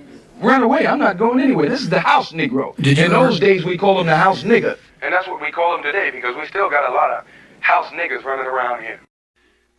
Indeed. Indeed. And like it was plain as day. It was plain as day when I saw this shit. To have that man on a fucking news panel on Fox News declaring that daddy's back in regards to Donald Trump. Like, nigga, are you out of your fucking mind? Are you out of your fucking mind? But when you understand and when you are a when you're someone, you ain't even gotta be a student of history. When you know some semblance of history, you be like, wait a minute, we done seen niggas like this before. Right? We done seen niggas like this before. Niggas who have made themselves obsequious to whiteness, obsequious to their proximity to whiteness. When you seen these niggas operate, you be like, all right, I know exactly how this motherfucker here moves. And I gotta watch that motherfucker. And not only do I gotta watch that motherfucker, but I can't trust that motherfucker there. Because he would throw the rest of us under the bus the moment is imperative, or better yet, the moment is expedient for themselves. They will throw the rest of the people under the fucking bus for themselves. Byron Donald's calling Trump daddy. I'll be damned, man. I'll be damned. Like that, Jesus Christ, he really did that shit. Now, we got another story here. I didn't realize I had so many stories. Jesus Christ, I had a lot built up over the course of this week. Okay, so we got another story here. DJ Akademiks, man. DJ Akademiks is in the news this week. And the reason why DJ Akademiks is in the news is because he was caught on a stream pretty much just trying to groom a goddamn 15-year-old. And I gotta say, man, like, I'm not surprised that DJ Akademiks would be caught up in some bullshit like this, right? Just based on who DJ Akademiks is. As a matter of fact, I think it's a crime to call this nigga a DJ because I've never seen him DJ any motherfucking thing ever in life. What the fuck is he like? Have we ever seen this nigga spin the ones and twos? Like, ever? Has anybody ever done it? Like, straight, I would be surprised. I'll be a monkey's bare-assed uncle. I would be surprised if anybody has like video footage of this nigga actually spinning records for anything, right? But DJ Akademiks was he's got caught up grooming, or accused of grooming a 15-year-old kid during a stream. I want to say it was on like Discord or was it Discord? It was either Discord or Twitch. Okay, so we get this wait, is there a video attached to this? Well, we get the story here. This comes from Yahoo News. It says that DJ Akademiks has been reportedly banned from Twitch amid his ongoing grooming controversy. Users noticed on Tuesday, January 28th, that his popular profile was no longer loaded on the site. Instead of a message reading, "Sorry, unless you've got a time machine, that content is unavailable," pops up when trying to access the streamer's page.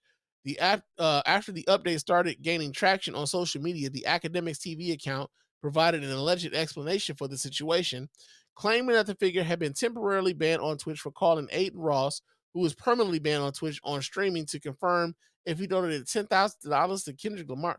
Wait, what? Now I'm fucking confused. Let me read this again. It says, after the update started gaining traction on social media, the Akademiks TV account provided an alleged explanation for the situation, claiming the figure has been temporarily banned on Twitch for calling Aiden Ross, who is permanently banned on Twitch, okay, that's in parentheses, on stream to confirm if he donated $10,000 to Kendrick Lamar Cousins' parents who needed hospital beds and a new wheelchair. I'm still confused. However, most users weren't buying it, as replies flooded with people doubting the reasoning. Sure, we believe your clown ass, read a top-like reply, as another person bluntly wrote, bullshit is because he's a pedophile asking a 15-year-old boy if he's ready to be penetrated. Another user even pulled up a screenshot that seemingly shows the ban is permanent. So I believe I had, hold on a second, let me pull this down, because I believe I had video of Akademiks asking his kid about whether or not he would like to have sex with a woman. So let me see if I can find it. Okay, so that's the Nina Turner video. That's not it. And hold on a second here. Is this it? No, that's not it. That's Snoop Dogg, and we're gonna talk about his punk ass later.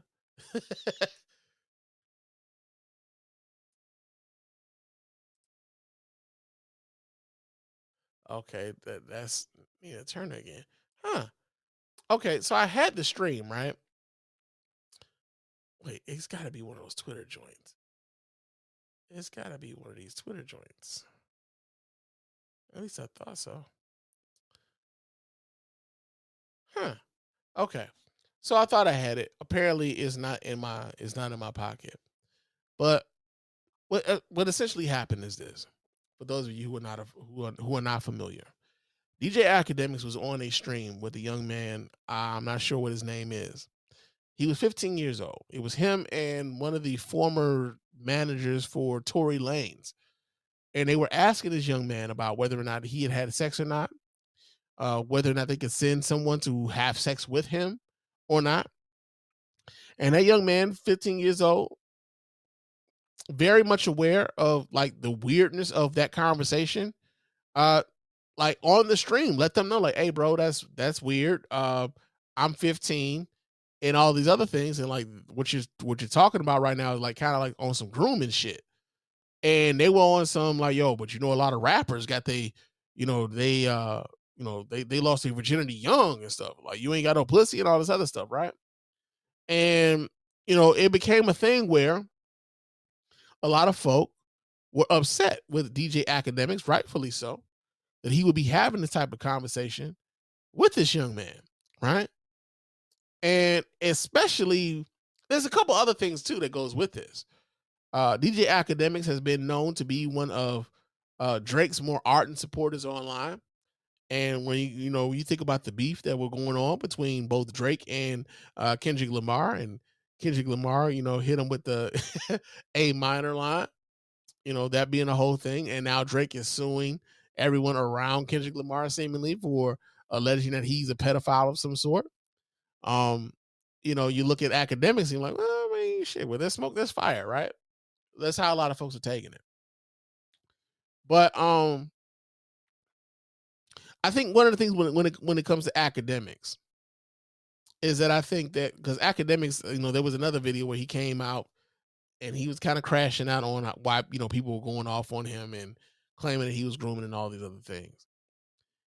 But I think one of the reasons why Akademiks may have crashed out, despite the fact that he was wrong as two left fucking shoes to ask that young man at 15 years old whether or not he can send some women his way over age and set them women up to be charged with statutory rape and what have you, is that I think Akademiks is operating under a premise that unfortunately a lot of young men have been operating under.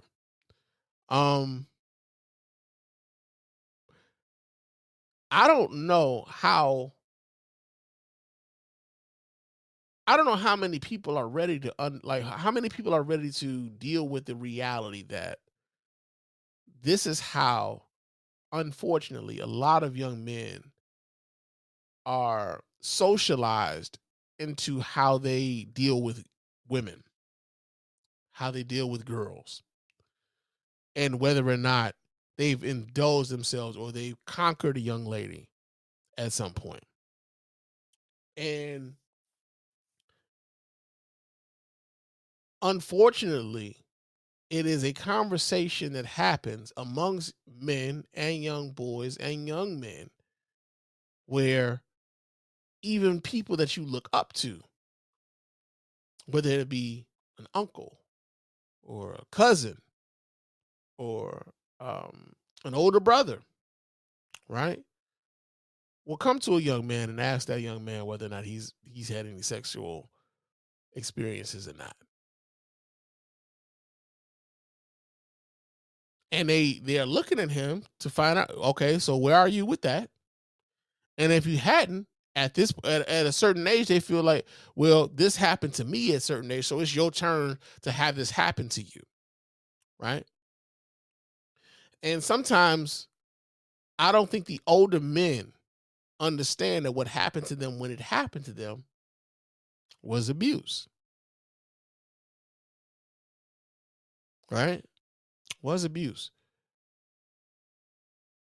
I don't know how many men would admit to themselves being sexually assaulted, or not even so much sexually assaulted, being molested when they were 8, 9, 10, 11, 12, 13 years old. They wouldn't call it abuse. They would call it losing their virginity. I lost my virginity early. I was 10 years old. They wouldn't call it abuse. They take it as a badge of honor almost. And if somebody told them, if somebody in their social circle had told them that they had lost their virginity when they were like 16, 17 years old, damn, nigga, it took you that long? Why'd it take you so long? Right? Because unfortunately, for a lot of young men, that is the way in which they've been socialized to think about sex.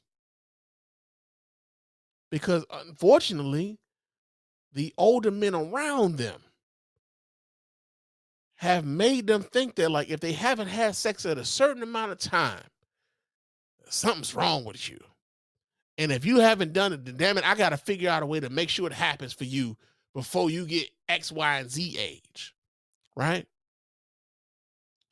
And so I don't want anybody to take what I'm saying here right now as a defense of DJ Akademiks. He's a creep motherfucker. He been a creep motherfucker for a long time. Again, like I said, I ain't never know this nigga to DJ a goddamn thing in his life. As a matter of fact, he came to prominence, like highlighting some of the violence that was happening in the city of Chicago, my hometown. Fuck that nigga. I believe there was a time where, like, even Vince Mensa, like, called him a straight up bitch to his face. He didn't do anything. Erykah Badu said this nigga looked like Jerry from fucking Tom and Jerry. He ain't do nothing. Like, right? DJ Akademiks is a creep kind of motherfucker. And he excuses creep type shit. But I think this opens up a real opportunity for folk to have a real conversation about how we talk about sex with young boys. How we sexualize our children, not just the girls. Right? Perfect example. Lil Boosie. Lil Boosie went out here, told everybody that when his sons got to be like, 12, 13 years old, or his sons and his nephews got to be around 12, 13 years old, he went out and bought them a prostitute to go get them somebody who would perform oral sex on them. If you don't believe me, I got the video for this shit. Hold on a second. because he proudly proclaims this. Give me a second while I pull this up so y'all can watch right along with your man Spann. But this is what he said. So check this out. Here we go. Alright, so this just happened. Look, so Boosie Badass has sparked controversy once again. And in this latest incident, the Baton Rouge Red rapper has elicited outrage for bragging about getting a grown woman to perform oral sex on his underage son and nephews. Ain't finna get my son no shit out here. I'm training them boys right.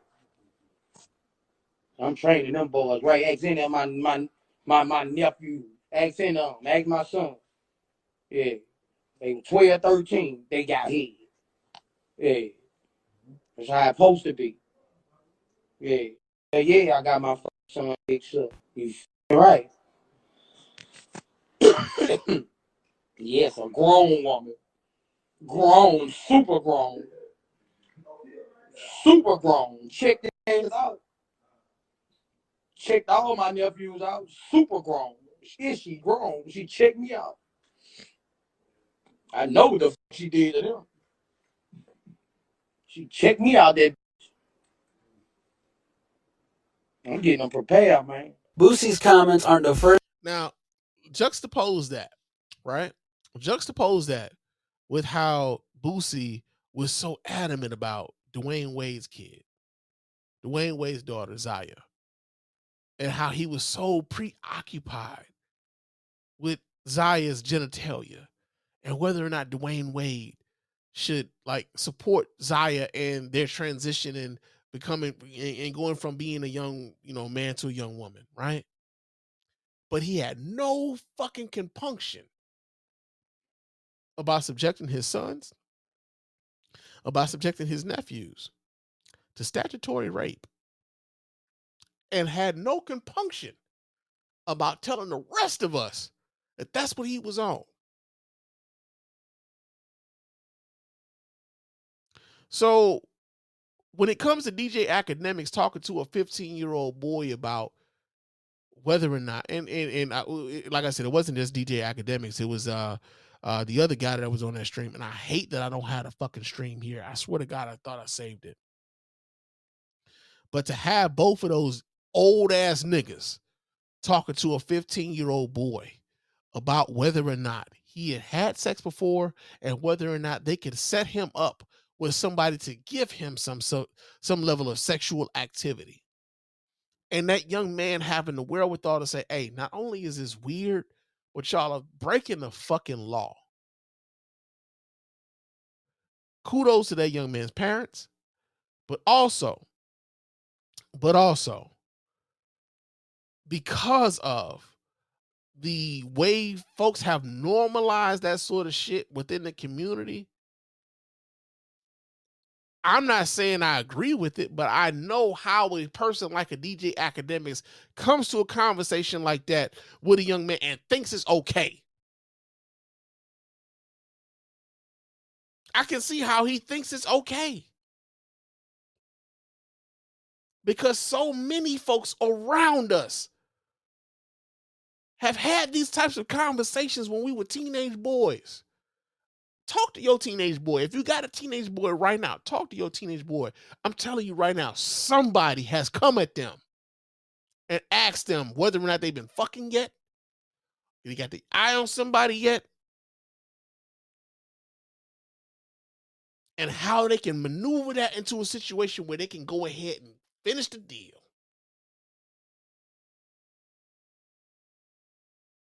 Now, here's the flip side.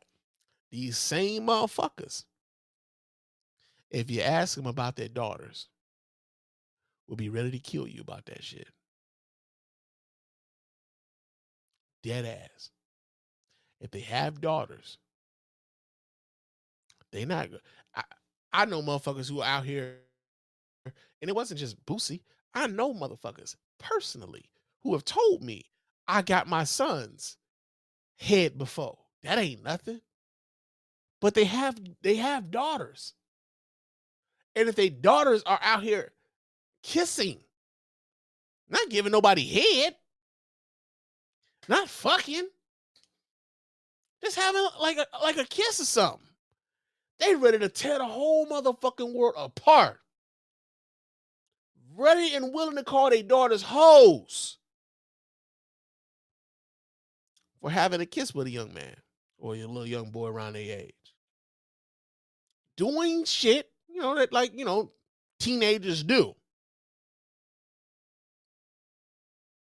But when you know that the culture has allowed for this type of conversation to go on, when you know that, and it's not even so much like hip hop culture, it's like patriarchal culture that has allowed this sort of shit to go on, where like you're not surprised that someone like a DJ Akademiks would go on a fucking stream and he's talking to this 50. He's thinking like, what y'all mad about? We talk about this shit all the time.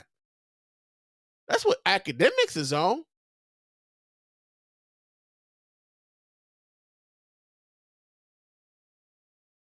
That's what he's on.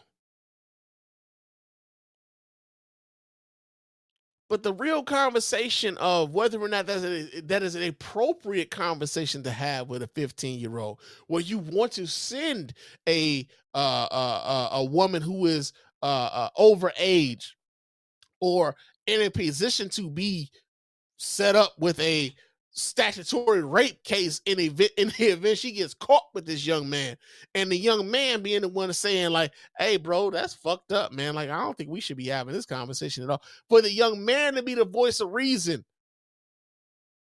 has everybody standing up at attention right now.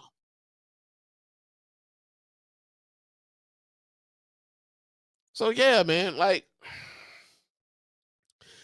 it would be interesting if this was the thing. They got DJ Akademiks about it, a motherfucking paint. I mean, he's been like a problematic sort of motherfucker within hip hop culture and within the content creation space for a long time.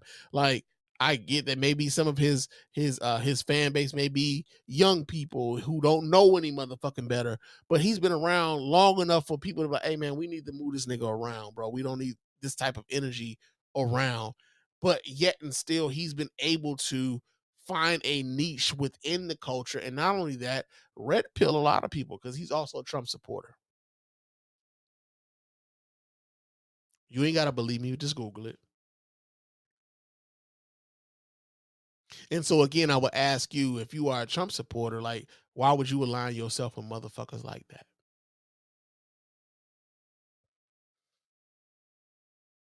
Straight up. So yeah, man, we have that going on. We got some comments here in the chat. Rick is in the chat. He says they do shit to get a rise, knowing damn well they look to their own community, so their own dignity, and hope his kids see him being a bootlicker. Okay, I don't know what that one was about though. I'm sorry, bro. I don't know what that was about. Maybe you can refresh. Go ahead and make another comment, man, and refresh my memory on that. Team US 2K says that we agree. We never heard DJ Akademiks DJ never. I don't know how this motherfucker is a DJ, but apparently he's been able to like go by DJ Akademiks for better part of the last 10 years. I don't get it, but we got that going on. And Simply Layla says, what she says here, clock it. I'm clocking it, sis. I am clocking it. We got it going on over here at Miss Spann Official. Okay. Well, we got that going on. Let's see what else we got going on, man. I've been talking for a little bit. Oh shit, yeah. Let me go ahead and pull this up here real quick. So, Snoop Dogg done finally responded to his ass performing at the Trump inauguration. And so we gonna pull this up. So we gonna see what the fuck Snoop is talking about after having sold the whole, sold everybody out, you know what I'm saying? But let's see what Snoop Dogg talking about. Is this the video here? This is the Nina Turner video. That's the Nina Turner joint. What about this one? I really hate the way. Okay, so this is the one right here. So, yeah, of course you guys know I responded to Snoop Dogg,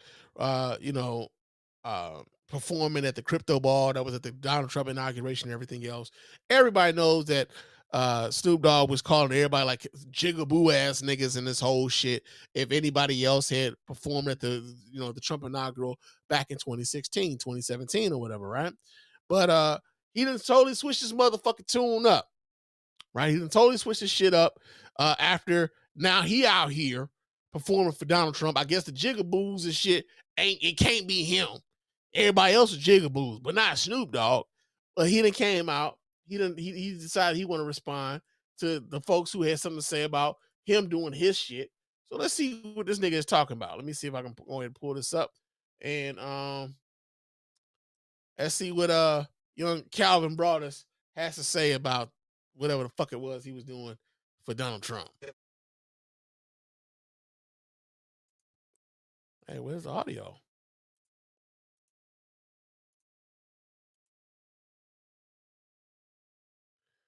Okay. So we can't get the audio to this? What's happening here?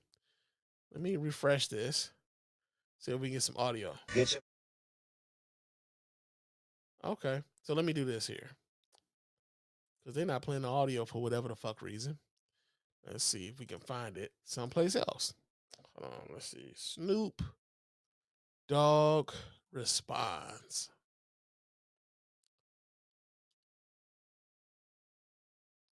All right. Give me the videos. I want to see the videos. We get this here. This is from The Independent. Let's see if The Independent has what we need here. This is only 39 seconds. The last video was longer than that. So let's do this here. Snoop Dogg is seemingly responding to backlash over performing for President Trump's inauguration. The rapper is receiving heavy criticism after singing at a January 18th event in Washington, D.C., called the Crypto Ball, which celebrates the election of Donald Trump. On Instagram, Snoop posted a 6-minute video vibing to music in his car, where he appears to address the public's critiques, saying, "We gotta learn to pick each other up instead of pulling each other down. That's what we great at as black people. We great at tearing each other down." While Trump didn't actually attack the public's critiques, saying, "We gotta learn to pick each other up instead of pulling each other down. That's what we great at as black people. We great at tearing each other down." Okay, so he already he's trying to make this about black people tearing each other down. Nigga, ain't nobody black told you to take your punk ass over there to go perform with Donald Trump. Also, would you include yourself in tearing each other down when you was calling everybody jigaboos and all that other shit when they was performing when Chrisette Michelle was performing for him back in 2017? Osby's the ones that performs for him, sir. Right? Interesting how your tune changes up when the people who had supported you for the most part, see you out here doing some shit that the culture, that most of the people within your culture don't approve of. Suddenly the culture is pulling you down. I told y'all the last time, some of these niggas ain't ours no more. They see themselves as above and apart from the community from which they came. I told y'all this last week. This nigga sees himself as above and apart from the community from which he came. That's for real. While Trump didn't actually attend the Crypto Ball, according to Reuters, the event was a celebration of the inauguration whose administration promises major changes in crypto policy. You could be up one minute and they'll try to pull you down the next. But I'm a strong black man. I'm cut from a different cloth. Can't tear me down. Users took to the comment section, calling him a sellout, writing, "Lost all respect," and "You literally contradicted yourself, Unc," shaking my head. Others came to the rapper's defense, saying, "We got you, Snoop. You are not defined by a single party. We're..." Again, here's the other part, right? And I wanted to make this very much clear. Oftentimes, man, when it comes to the comment section, that comment section isn't necessarily representative of the people from which of the people of the community from which Snoop came. So again, like if people really feel a way about Snoop, if the black community feels a way about Snoop, they will not fuck with Snoop, right? They will not fuck with Snoop if they feel that way. If they feel strongly enough about it, they will not fuck with Snoop. My thing has been this, Because like even I haven't even been out here telling y'all to boycott Snoop. I know for me, it's hard to boycott a motherfucker I ain't been listening to for a long time. Right? That would be, as my boy Roy would call it, a focot. Right? It's easy for me to be out here boycotting some shit I'm already not listening to. Right? But ultimately, man, Snoop Dogg, you know, he comes out and he tries to say like, yo, it's black people, you know, tearing each other down, all this other shit. Nah, nigga, it's black people. Like, yo, what the fuck are you doing?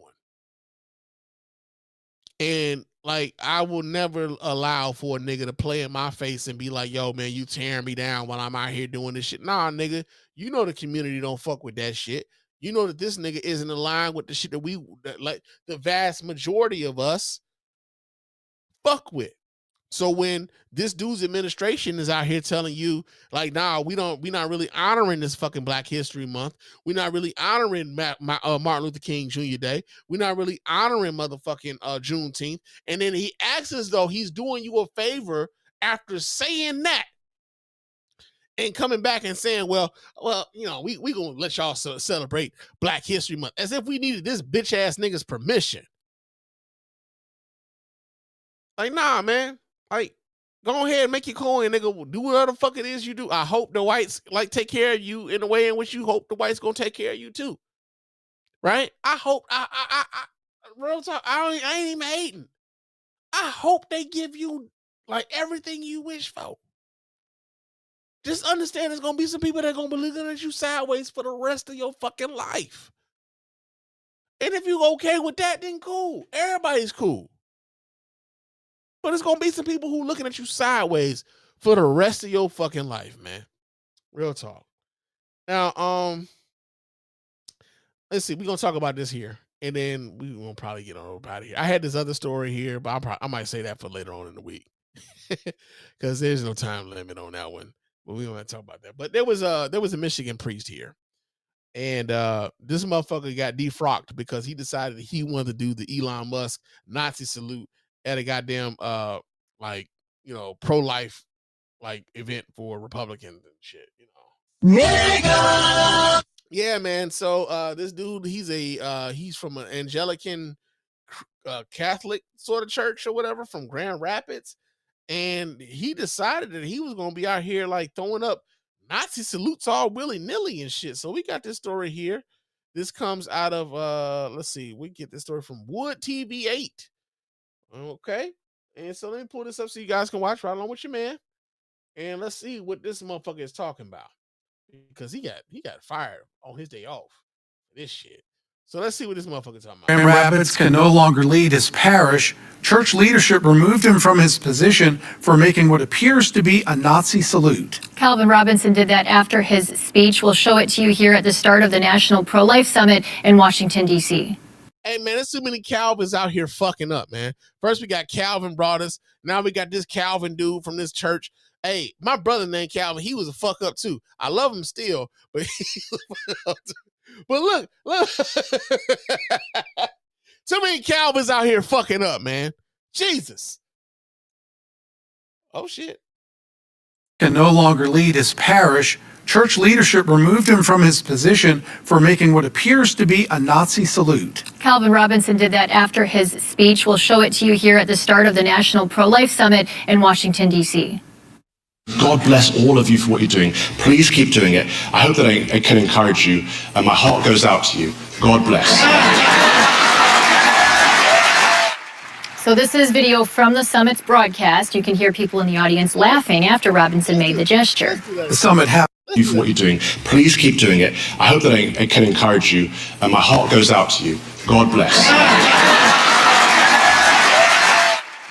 So we just out here throwing out Nazi salutes all willy-nilly and shit. We got Catholic priests out here throwing Nazi salutes out willy-nilly as hell. Huh, dig that. So this is video from the summit's broadcast. You can hear people in the audience laughing after Robinson made the gesture. The summit happened 5 days after President Trump's inauguration, where Elon Musk made a similar gesture that sparked uproar over its similarity to the Nazi salute. Calvin Robinson was a well-known conservative commentator and priest in the UK. Oh, look at this motherfucking picture, y'all. Look at the picture they chose. This nigga got the biggest fro ever.